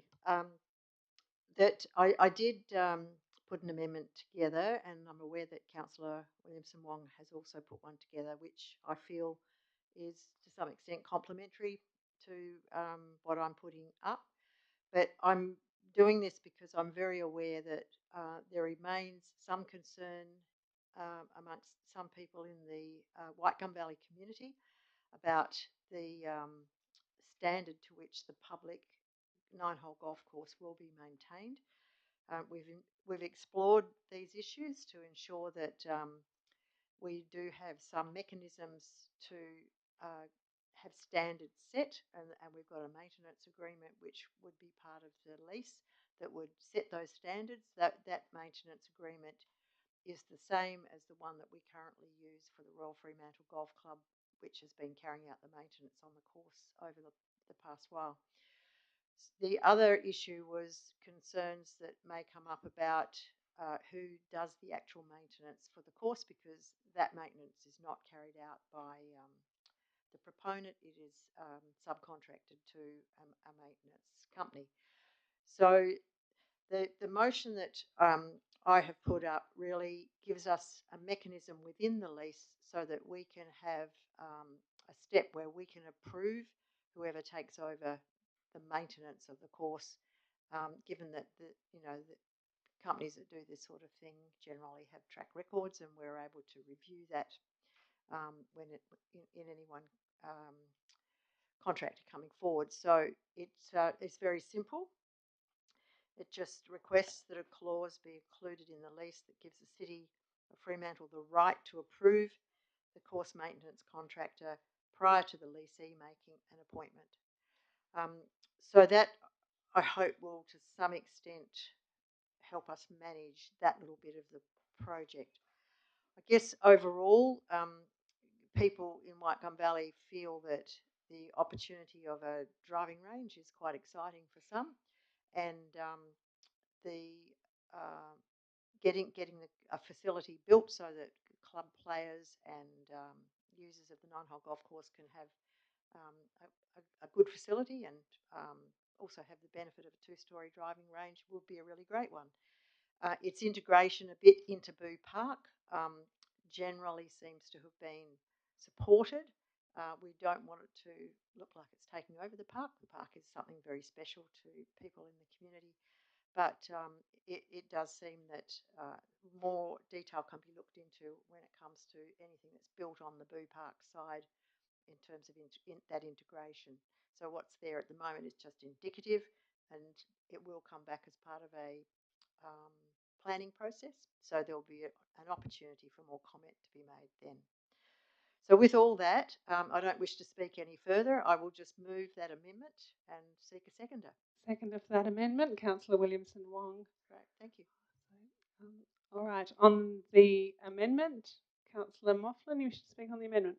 Yeah, I'll just a question to staff in regards to the ability to implement that clause and the, if you like, likelihood of the proponent supporting that as well.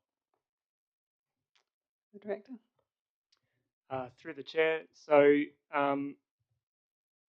the proponent hasn't, I guess, finalised any contract with any supplier at the moment. Programmed was obviously the preferred supplier put forward in the submission, but there are multiple other suppliers that could potentially work with Belgravia on maintaining the golf course. The insertion of this clause or similar into the lease to enable us to, I guess, approve the appointment of that supplier is absolutely possible, and the proponent would be happy to see that happen. Thank you. Councillors on the amendment? All right, looks like I'm going to put the amendment to a vote. All those in favour of the amendment? And against? Councillor Sullivan against, that's carried. So back to the item as amended, and I'm conscious there's another amendment that we wanted to look at. Councillor Williamson Wong, if you wanted to speak or move that amendment. Yes, thank you. Do I speak and then move, or move and then speak, or either? Either. If you're speaking on the amendment, then you move it first. And we get a seconder. Okay, well, I can move the item. Excellent. Can we get a seconder for Councillor Williamson Wong's amendment, which is just coming up here on the screen? Lots of hands up, but I saw Councillor Kamada's first. Councillor Williamson Wong. Thank you. I guess echoing what Councillor Archibald has said, it feels like there are still members of the community who are concerned around the subcontracting agreement in regards to the maintenance of the 9-hole golf course, and I think I've included this amendment or putting this forward to to kind of make sure that we're having a review of that contract and that arrangement, and that the community feedback is taken into consideration. So really, complementary to what Councillor Archibald's put forward, and trying to achieve a similar thing, which is just to make sure that we have a nice and functioning golf course. I think many people who play on the course are very invested in its quality. We want to make sure that they're happy with the kind of addition of this big new development as well. Thank you. On the amendment, any further speakers? All right, so I'll put this amendment. All those in favour? And against? Councillor Thompson against, and that's carried. So we'll come back to the item now as amended. Are there further speakers on the item? Councillor Law, you look like you're trying to press a button there. Oh, look, this is a great facility, and it's one that, if it gets built, is I'll probably be one of the first people at the driving range hitting some balls off the second deck and watching them go left, right, and not where I intended them to go. It looks like a beautiful facility, and I appreciate the amendments put forward by Councillor Archibald and Williamson Wong on the maintenance of the golf course, because this has always kind of felt like the golf course was just an add-on. This is a driving range. Oh, and yeah, then there's a golf course over there. So ensuring that there is a quality, 9-hole golf course is absolutely critical. But I'm still having a little bit of trouble getting over the fact that we're contributing $3.2 million to, rejig the golf course itself, and we're supposed to be building a community, kind of facility with that around the golf course, and what we're getting is the use of it up to 6 times a year for up to 30 people each time, and that's just, it seems like really, in my mind, kind of not a very good trade-off. And then when we look at the rates and the lease revenue coming in over 21 years, we don't even get that $3.2 million back. So really, I just don't know if I can get over the line on supporting this as it is, because we're also giving up 171 square meters of Boo Park for an alfresco dining area. I'm sure it's going to be great, but it's again, it's public land that we're giving up to make this work. So I just wanted to flag that I may not be supporting the officer's recommendation on this, but if it does get up, I will be there and I will use it. So interesting. Councillor Thompson. Oh, yes, thanks, Madam Mayor. Look, I'll be voting against this because for some of the same reasons that Councillor Laura has just said. But I actually don't think the return is worth the investment. So I just simply think it's not enough of much of a return for the city. So then I'm voting against it. Councillors, any further speakers on the item? Councillor Williamson Wong. Sorry, Councillor Moughlin. That's all right. Yeah, I support the officer's recommendation, and just want to make it clear on the record as well that at the end of the 21 years or so that building which is being constructed does vest in the city, that it does become the city's building. I would be really keen to ensure that not only is that maintenance of the golf course up to scratch, but that the building is in a reasonable shape for the city of Fremantle to take on after the cessation of the lease.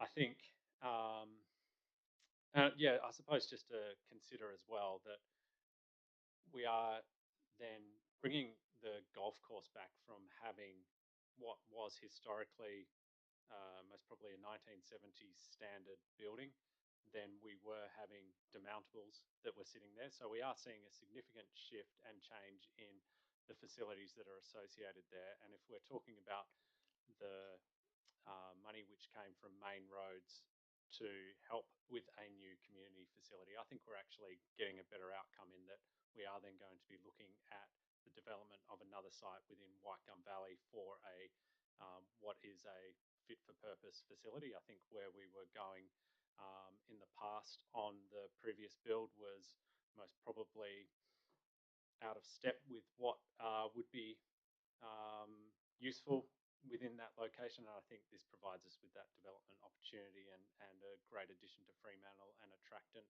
for people to come into town. So very supportive. Thank you, Councillor Moughlin. I've got Councillor Williamson-Wong. I was going to ask a question to the director, but Frank already said the answer about the building coming back. I guess echoing what Councillor Moughlin said, and also that I think there's an opportunity for us to have a say on what the building is, because if it vests with us at the end, it feels like there could be a few things that we can have a comment on when it comes back to us. Thank you. Councillor Archibald, question? It's a question, yes. I just, because the amount of investment that the city is making has been mentioned, I just want to ask if we could get it clarified exactly where that money came from and what it's being applied to.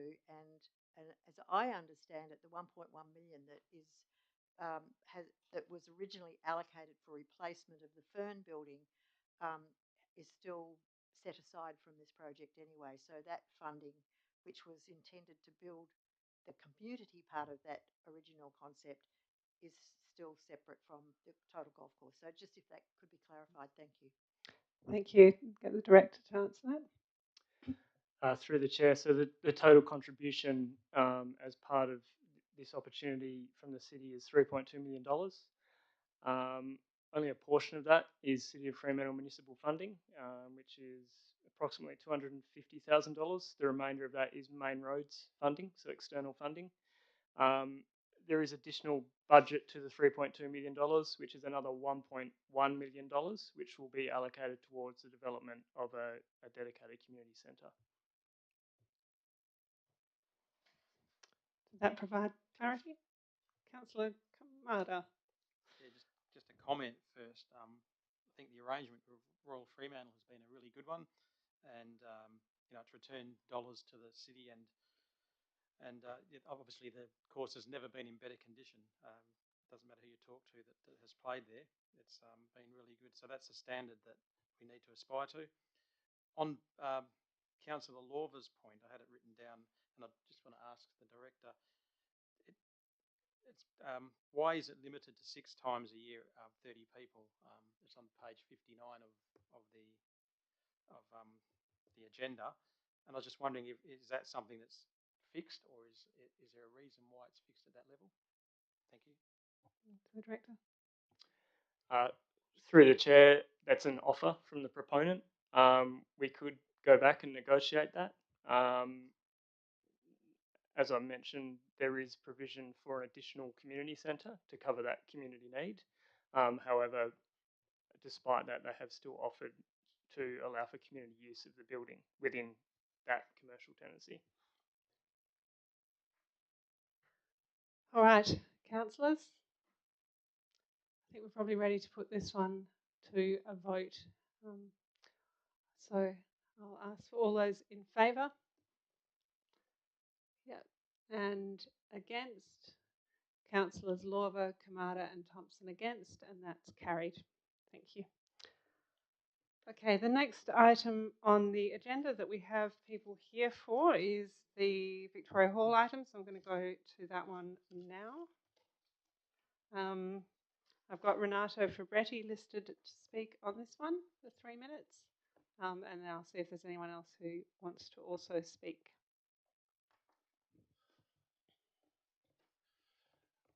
Good evening, everyone. I have a new appreciation for how long your days are.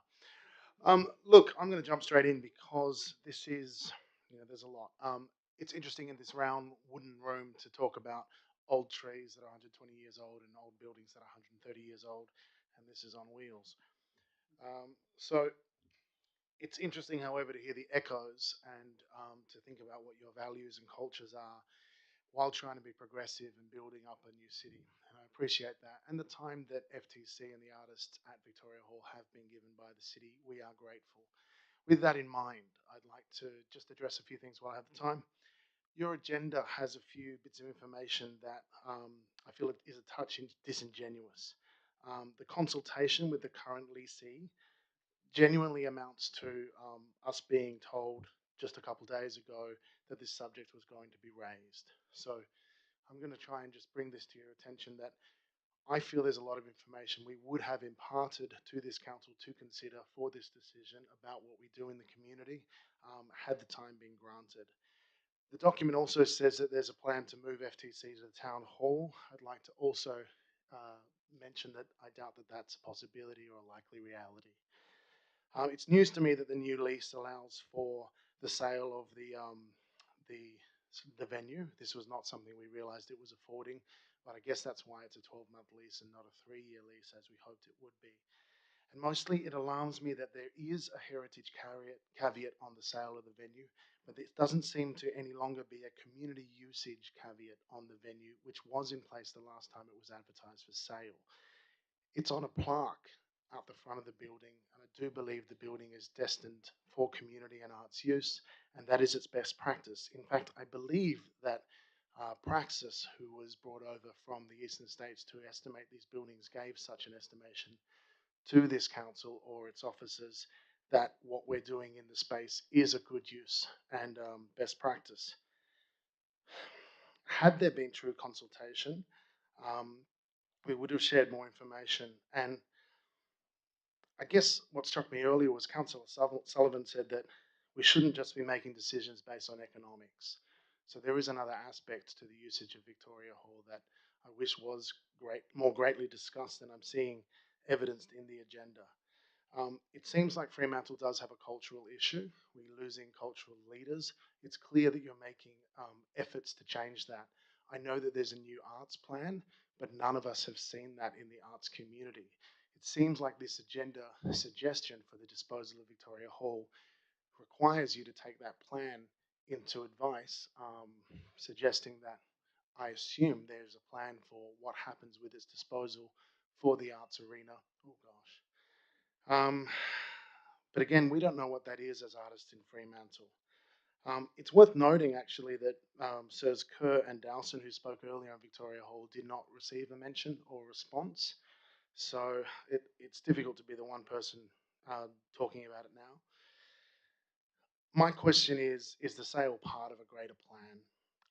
And is there any certainty in that plan? And when will we find out what that plan is? I unofficially know that there's 500k earmarked for the new town hall. I presume that's to put light and sound and staging and such in. Things that we have spent no taxpayers' dollars on providing to Fremantle. I would love that there was time for me to actually tell you what has been invested in Victoria Hall, how it is capable of hosting professional level arts, and the fact that it is providing best practice in Fremantle already. I would ask if, as has been previously asked, has Town Hall versus Victoria Hall been properly discussed, and if so, can it be evidenced? Thank you. Thanks, Renato. Are there any other speakers? Sorry, you want to ask a question? Yeah, can I ask a question? Yeah. Renato? Yep, sure. I don't think we've got any other speakers on the item. Great. We'll do that. Thanks, Renato. You've been in the building about 3 years, is that correct? Unofficially, 2 and a bit as Fremantle Theatre Company and incorporated not-for-profit. Previously, we were assisting Space Market and delivered our Kate Walsh show as a pop-up, assisting their reactivation of the site. Oh, great. I was wondering if you got a couple of questions I'm hoping you might be able to answer. Please. Can you maybe inform us what kind of investment the Fremantle Theatre Company has made into Victoria Hall over that time? Yes. And secondly, yeah, I also understand it's difficult to operate in some months of the year, and if there's any estimates to have the theater open for 12 months of the year instead of only part of the time. And then the last one question I have is just your interaction with other arts organizations in the city, and maybe you could briefly explain how you guys work with or don't work with other arts organizations. Happily. Look, in just 3 years of work, FTC has invested roughly $2 million in WA Arts and this city. We've created 122 professional arts jobs in the city.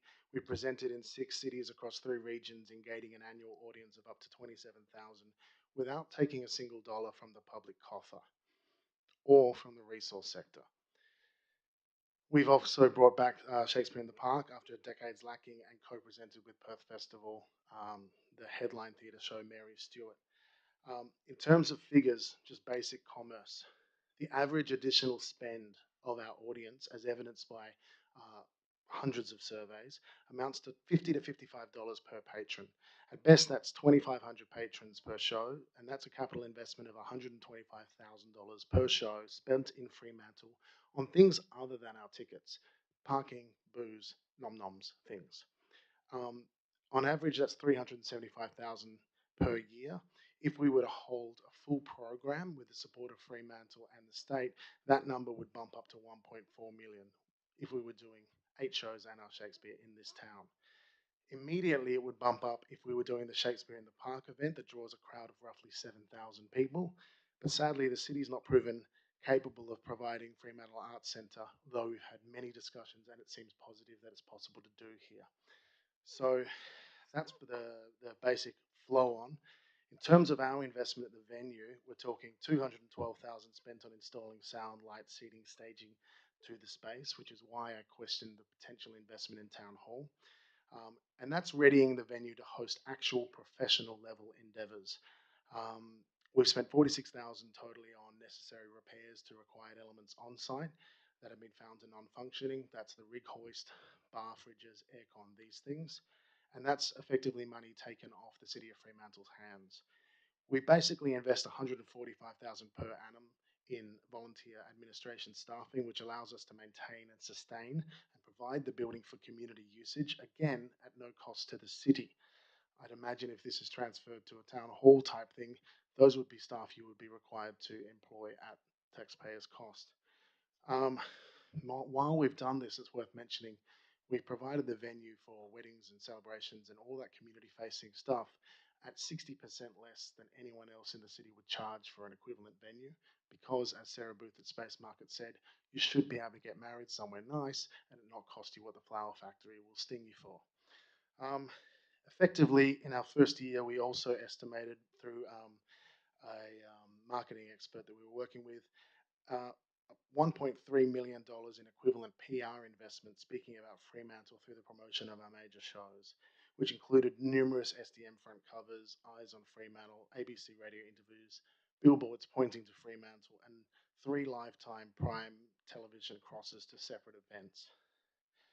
So it kind of makes me ask, what do you want in Fremantle that we're not doing? Can't we do more? Your other question was about on-site limits. The venue doesn't have aircon in the main hall, and I don't know if you know, but there's a health standard basic kilowatts per person required for venues hosting people. We've talked to the Finneys about who did Rechabites. We've gone through all the plans. We know how to do it in a heritage venue. There's a $25,000 plan and there's a $45,000 plan, but they make the venue capable of being open for summer, which it's surprisingly popular in Perth, but people do like attending arts events in that time. We fortunately had a lot of lovely Indigenous ladies from Roban come down when we hosted Punjiliara from Big Hearts. They're probably the only people that would perform in a venue that hot in the middle of summer during the festival because they're used to it. There's no other way that we can provide real professional production during the best and most sellable months of the year without aircon. So there are limits to the building which we have been dealing with, and we've still been offering site to 5 resident bands, a music therapist who works with kids with spectrum difficulties in learning who are neurodivergent, and those just aren't little bands. Those are bands like Pond, and for those of you who don't know, that's half of Tame Impala. Okay, if the venue is sold, I don't know if there's a possibility for those bands to have residency. I don't know if Freeze Frame Opera or Circus WA, who come to us when it's 50 degrees under the disintegrating tent, come over to us to protect the kids. Currently, the staging that I mentioned to you earlier, seats are on hire to spare parts because they're in Claremont. They're a Fremantle company that works out of Claremont now. We're the unfunded company providing them the means they need to exist. Meanwhile, our staging goes to Circus WA to support that tent. So we aren't just here, we're invested and we're collaborating. And currently we're on commission with Port Hedland and a major university to do event theatre. We are looking forward desperately to speaking to Pete and the team here about how to bring that to Freo. Very hard to do if we lose our home. Did I miss the third question? Renato, I think we probably gained some very significant time through those prepared questions by Councillor Lorber. Thank you, councillors. We're all good? Any further questions? Okay, so I'm going to look for a mover and a seconder for the officer's recommendation. Councillor Moughlin's moving it, seconded by Councillor Graham. Thanks. Councillor Moughlin, did you wish to open? Or? Yeah, happy to open. And yeah, I suppose more so as a question to officers. So we're proposing, or this is proposing an expression of interest. Can you confirm that that doesn't then mean that a sale necessarily happens? And you know, having the sense that, and maybe I'll speak to this now. Then having the sense that there maybe isn't a consolidated position on the future of the hall, is it possible then for us to run a parallel process to understand, one, what a financial transaction might look like, and in parallel with that, what might a community outcome look like? Director? Through the chair, so the decision tonight is just an expression of interest to go out and seek if there is any interest in the market to dispose of the building. We're not deciding to dispose of the building tonight, so any decision to dispose of the building would be required to come back to council. That could be a part of further community consultation that supports anything coming back to council. But I'm probably happy to pass to Pete if you have any further comment on how we would engage the community. Thank you, through the chair. I mean, I think just reiterating what Matt said, that there will be opportunity for consultation at that stage. And I'm basing this assumption on the previous discussion at council back in 2018-19, and that there will be robust discussion about the suitability of any expressions of interest and whether they comply with the council's thoughts on what that space should be used for. Well, we've got you on the microphone. Perhaps just some intention in terms of when the creative arts strategy might be released. It's almost finished and it's scheduled to come to council in late March. Thank you. All right. Councillor Moughlin, did you wish to speak, or are you comfortable with that? Councillors, Councillor Archibald. Thank you. I did propose an amendment, so I might just speak to that amendment in general, and then I'll move it. Yep. Or if you do you want to move it? Do you want to speak and then move your amendment, or do you want to move your amendment then speak? Well, I can just speak and kind of explain generally what speak I'm and about. Then you intend to move an amendment. Sure. Yes. Thank you. I just feel, I mean, I do acknowledge that Victoria Hall is a very special heritage property in our city, and I certainly wouldn't support the sale of the property just to any proposal. I think it has to be something that really does justice to the building if we get to the point where we do sell it. But I do support the proposal to go out for expressions of interest, just to see what the interest out there may be. And but in doing that, I also do support the idea of investigating further the use of keeping the Fremantle Theatre Company in Fremantle, and looking at how we can assist them in terms of where they might go in the future, if indeed they move from the site. I just add that, you know, I did spend a number of years on the board of Spare Parts Puppet Theatre, working through a very difficult time when they were, you know, financially really struggling.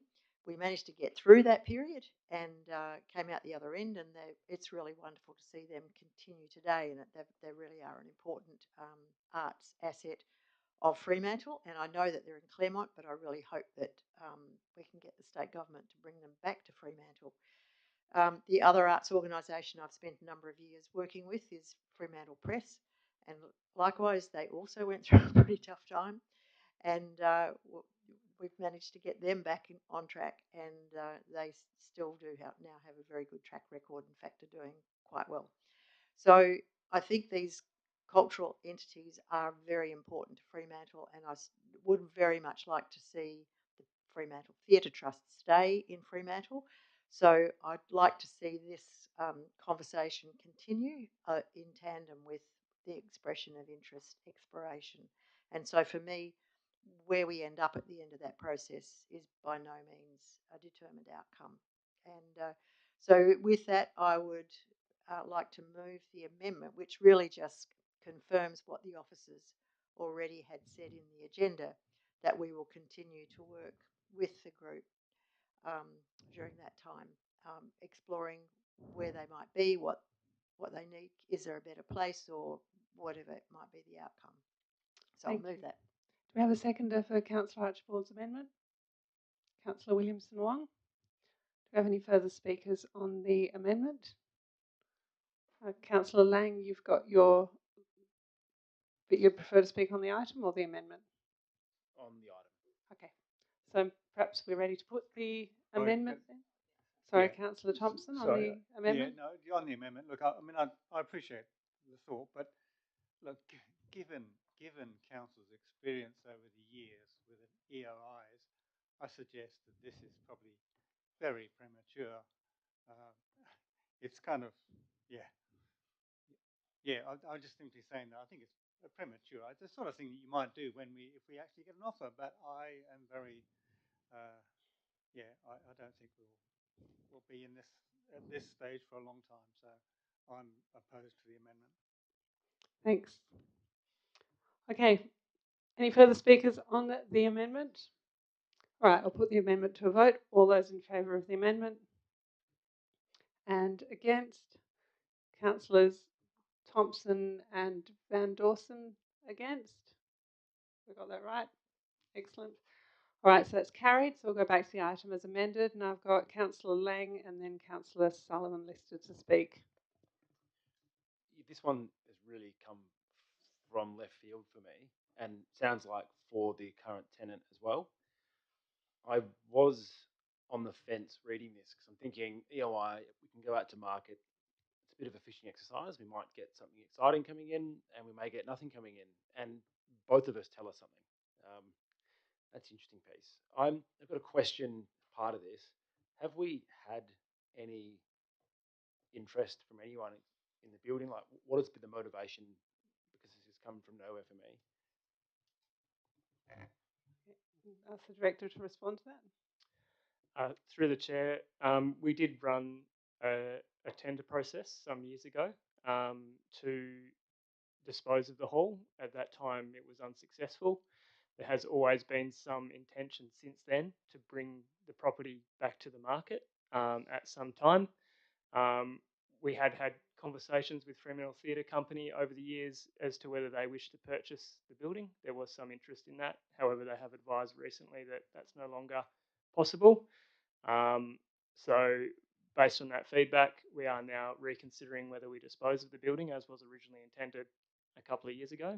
And as such, we are now requesting to seek if there is any interest at this time. Thank you. Thanks. Further from that, I like the idea of the expression of interest because it does give us an answer if there's value or no value in it. And being part of that process a few years ago, there weren't any serious offers that came in for it. So I'm probably thinking, are we going to learn anything new from this? Is my first thought. And then my further thoughts are, how much of a distraction is this for our other property portfolio management that we need to be focusing on. Because I know we've been working on a strategy and assessing each property individually. That came to us recently.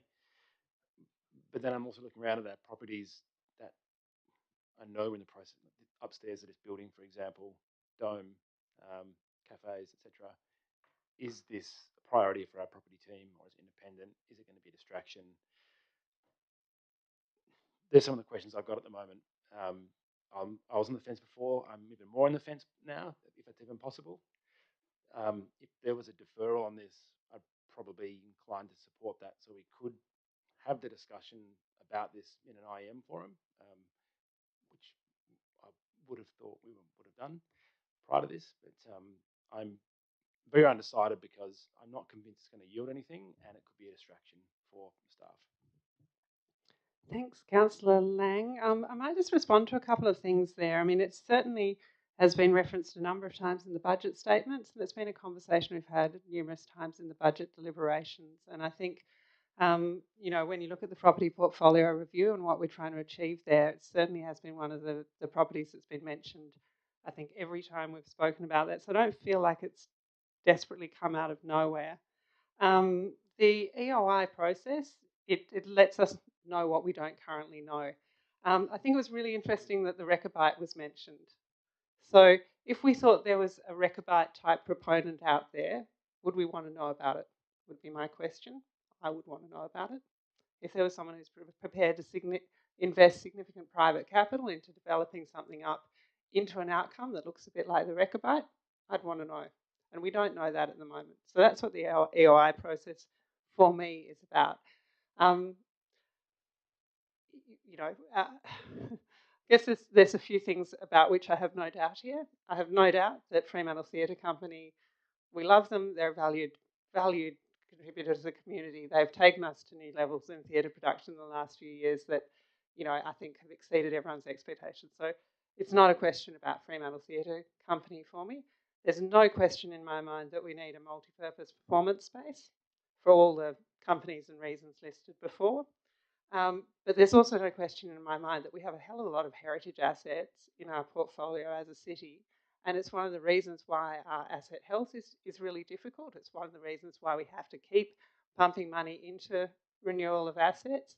And it means that we can't do all the other things that we would like to be able to do as a city. This is a space that, you know, it definitely has its differences from Town Hall, but it is also within 150 metres of Town Hall. And for me, the case around Town Hall, we are never getting rid of Town Hall. We'll never be having an EOI in my guesswork anyway, to say, shall we dispose of Town Hall? So we have to make a significant investment there. We have to make it fit for purpose.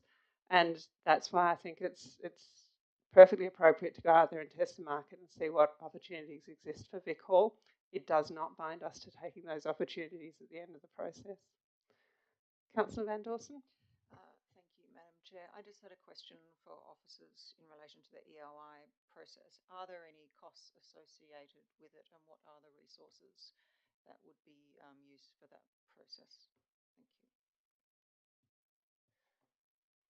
Through the chair, very limited costs, if any costs, to run that process.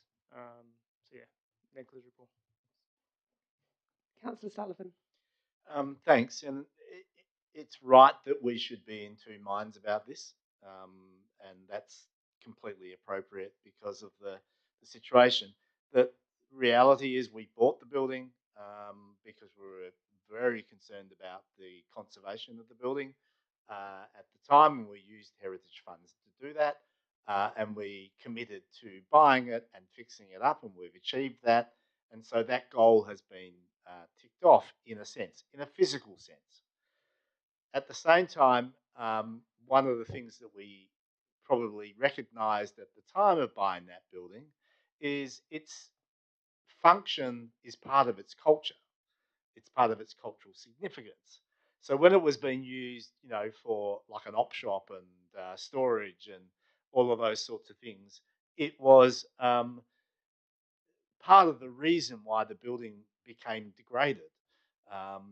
So in buying the building, I guess for heritage, we do and we have reinstated its functional activity. So conservation obviously always is about bricks and mortar, but it's also about what activities occur in a building. And the best activity is the use that it was intended for in the first place when the building was built, and uses that are at least similar or compatible to that. So if we do sell it, we actually have to, in my view, sell it on the basis that the new person who owns the building will continue the good work that we've created in the conservation and bring, continue that sort of functional conservation of the land use of the building. So when we went to tender a few years back, we did actually get interest initially from people who I would have said were going to do exactly that. So there was interest out there. Unfortunately, their circumstance, certainly the one I knew about, changed kind of suddenly during the process, I think it was, and we unfortunately didn't get a tender from them. But those entities are out there, and from time to time, it is reasonable that we go out and perhaps test to see whether there are other entities like those ones out there that would be interested in taking on the building for this sort of activity or expanded version of this activity. So I don't have a problem with that. We don't have to own the building for it to be used for a great cultural activity. On the flip side, I think we owe it to the current tenants to ensure, Fremantle Theatre Company have done something incredibly brave at a time when cultural activities in Fremantle particularly were really struggling. So for them to put this together, for them to maintain what they've done, for them to actually invest into the building when it needed investing, and invest into the arts in Fremantle when we desperately needed that investment as well, has been something that, as was said, is gone beyond expectations. But it's also important to note that the things that have killed some of the other activities, whether they be music-based or theatre-based or the like, is lack of certainty. Lack of certainty that they can program an event not in 3 months' time, but in 6 months' time or a year's time. Because they're the sort of lead times that you actually need to put some of these sorts of activities together. They're the sort of lead times that you need to get the sponsorship and the like to basically underwrite activities like this. And they also need to know that they're going to be able to do these, do this sort of theatre in a space that is supported by the infrastructure that supports this sort of activity. It's also important to note that they need the sort of spaces that the space that they have now. Like, it's an intimate theatre.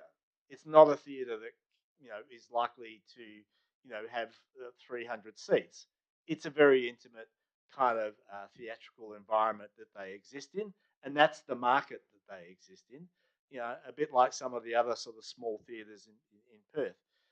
And to reproduce that, unfortunately, we don't have in Fremantle a multi-purpose facility that is adaptable enough to be both a big theatre and a small theatre, depending on how you arrange it and move the walls in.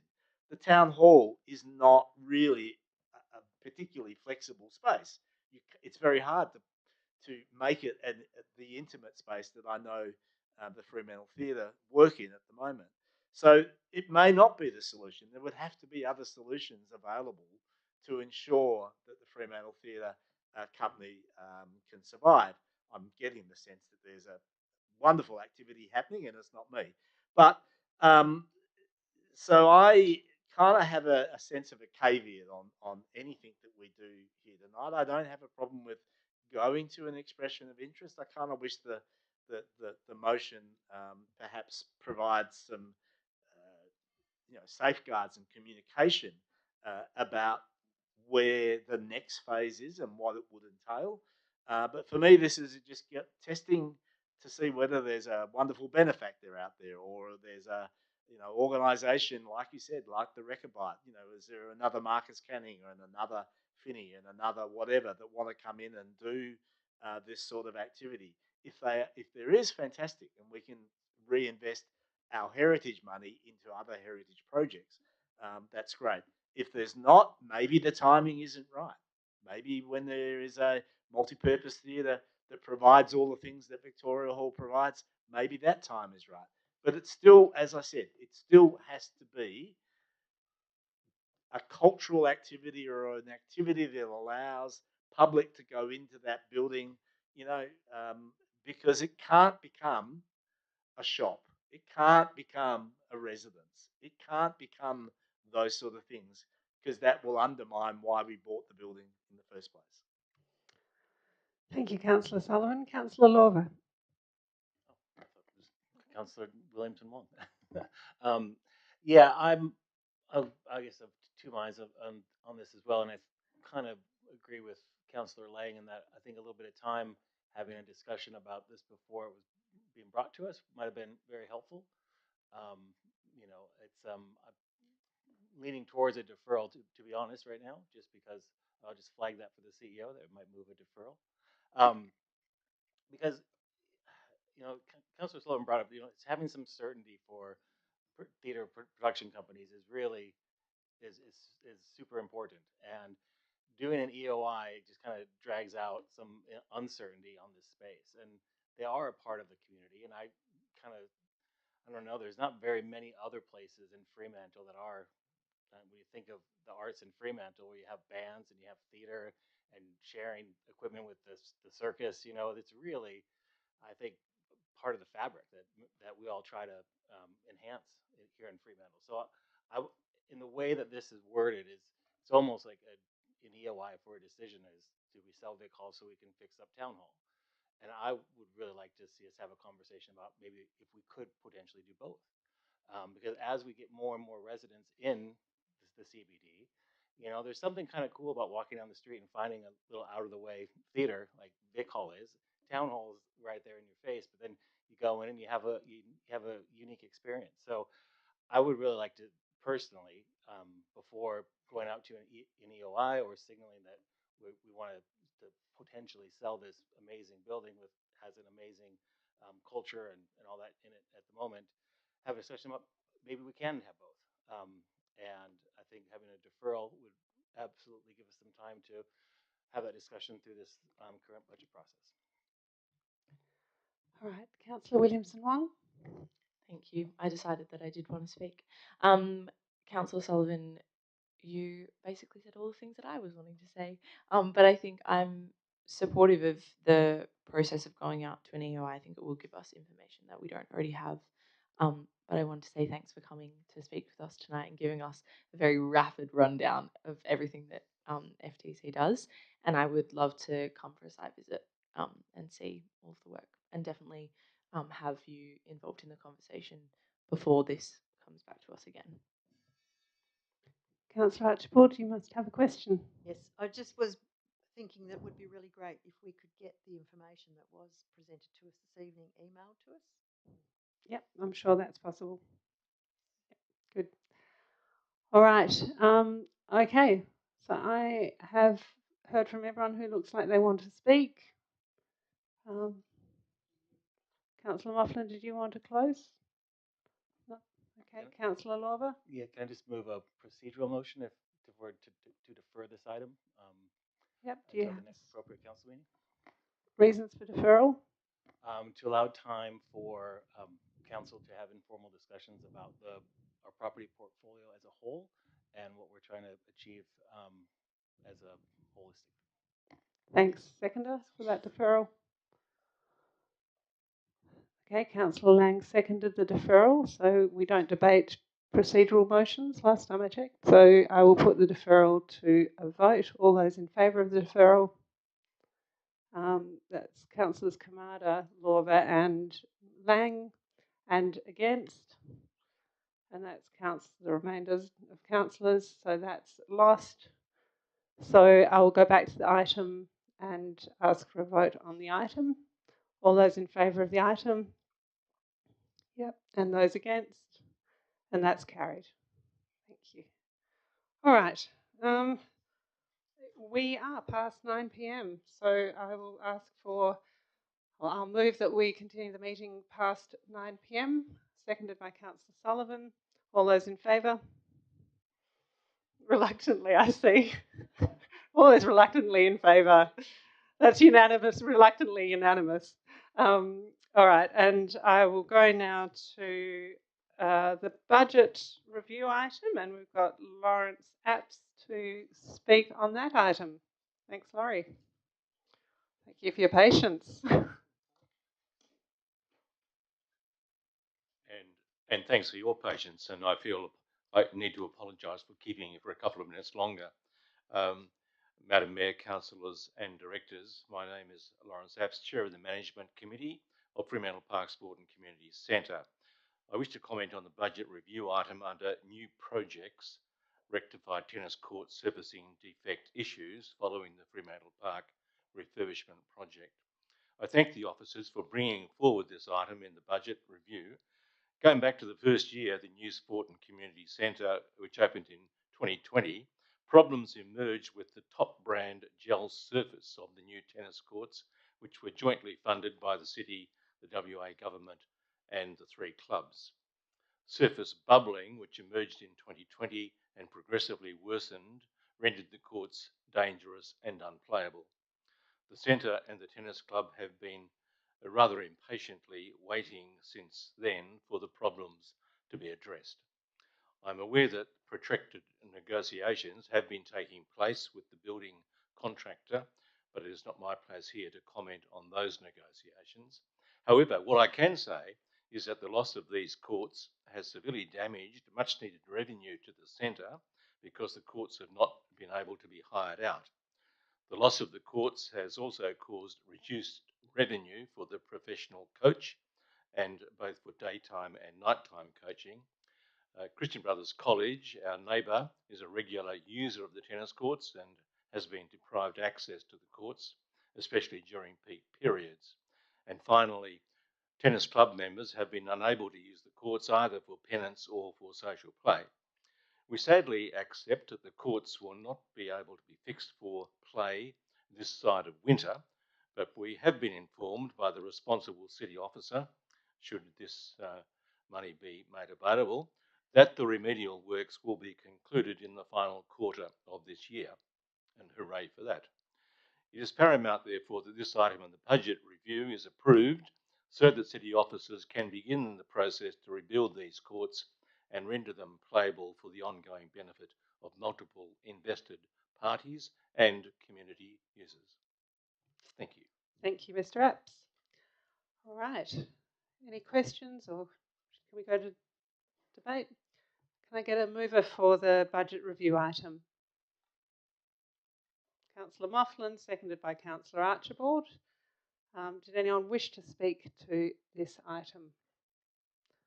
No, I personally hope to one day declare an interest in having played on those tennis courts. I have seen them for myself, and they are challenging at at best, and as Mr. Apps said, dangerous at worst. I do appreciate that the staff have worked pretty hard to take feedback about where we want to prioritise our spending in the budget review, and I think reading through the recommendation, I was quite pleased with I guess where we're directing, where we're holding money for certain things that are important to us and where we're directing things immediately. So I do appreciate the staff's work on the budget review. All good? I will put it to a vote. All those in favour? And that's unanimous. Thank you. All right, I believe we've got through all the items for which we have people in the gallery. So, councillors, what I will do, I know we have a disclosure of interest from Councillor William Wong on the schedule of payments item. So we'll need to do that one separately. I'll just ask you, councillors, of the remaining reports, which ones you wish to speak on. If you just call out any ones that you're waiting to speak on. I don't think there are any others with amendments. No.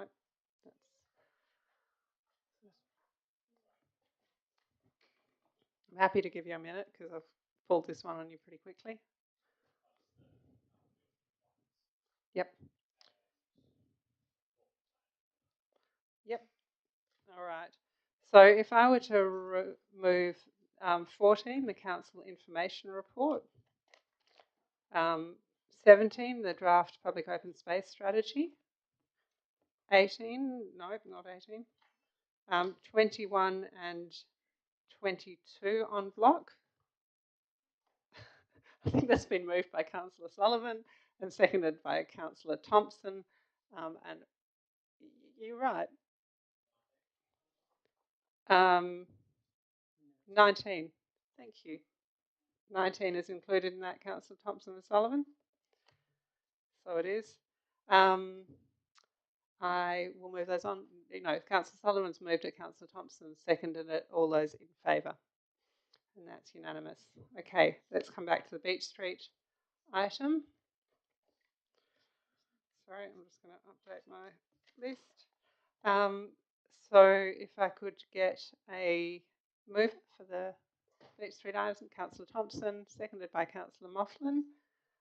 Did we have speakers on the Beach Street item? Councillor Moughlin? Yeah, I suppose I just wanted to have a question to staff in regards to that time frame that was spoken about before, being 12 months, and hearing the challenges that residents have faced with that property. Is it possible for us, as part of the recommendation, to include a time frame now? And yeah, from my perspective, and as a question, is 6 months a more appropriate time to maybe, rather than saying for it to complete, but to have substantially commence the works, rather than a 12-month period for it? Through the chair, yes, absolutely. As I mentioned previously, I think one of the challenges with this is it's quite a substantial building, and it's going to be a fairly substantial demolition as well, particularly trying to retain the facade at the same time. So I think to have a time frame any less than 12 months would be unrealistic, particularly given when we consider we're coming into sort of winter. There will be dilapidation surveys that will be required to be undertaken. So 12 months is probably more a realistic time, and that probably should be included in the recommendation. In terms of having a benchmark, I guess, or a time frame as to when it should be substantially commenced, we could do that, but I probably would advise we do that. I think that that was to go before the tribunal. I think the tribunal may find that unrealistic, and particularly given, as I said, the issues that I've just mentioned previously. Thank you, Councillor Moughlin. Okay, thanks. So is it possible for us, to add a minor amendment to put that 12-month time frame into one?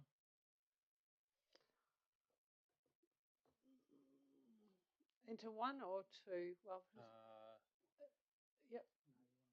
yep. Okay, I might just get the manager to work with agendas and minutes to get that sorted. Thank you. Well, yeah, sorry, that's a proposed amendment. Yep. Don't know. Yep. That's too many. That's history.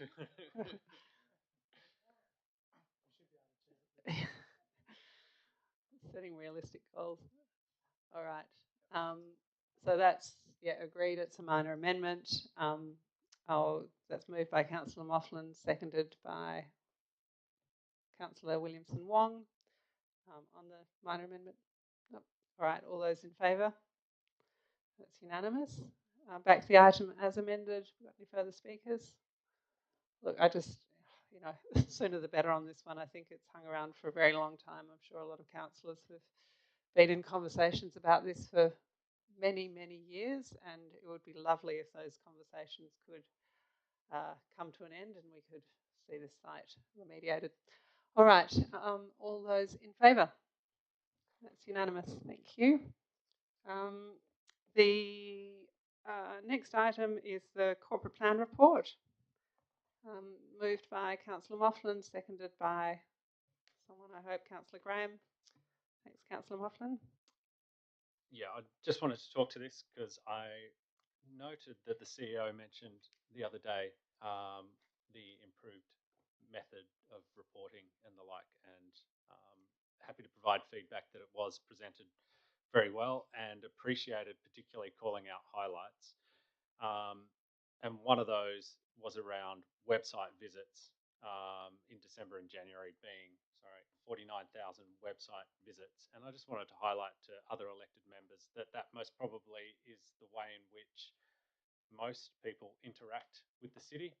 And noting that we have our budget coming up shortly, there is a project in regards to considering an updating of that website. And if we are truly going to be engaging with our communities and providing an ability for them to engage with the city and get their services delivered accurately and correctly, the website's got to be at the top of that list.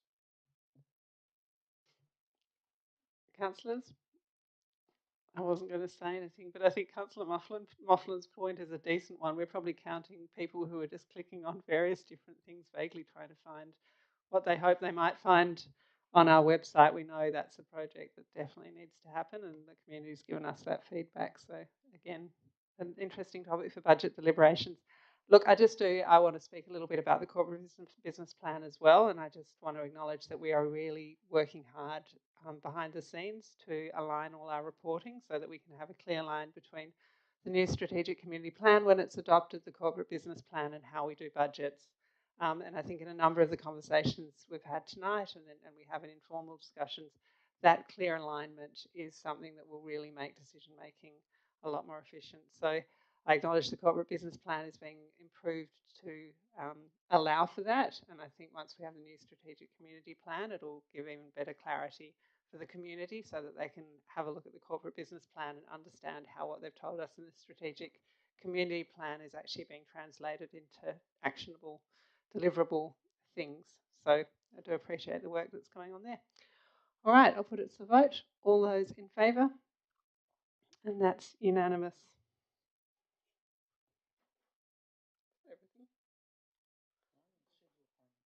Excellent.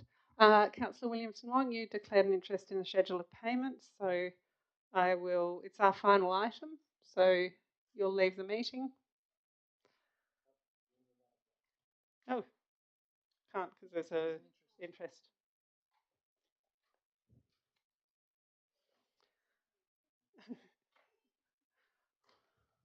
All right, so I will ask for someone to move the schedule of payments item, Councillor Lang, and seconded by Councillor Kamada. Is there any discussion on that item? Nope. In which case I'll put it to vote. All those in favour? And that's unanimous. And that being our final item, I can probably close the meeting without calling Councillor Williamson-Wong back in. Thank you for flying with us till 9:20 p.m.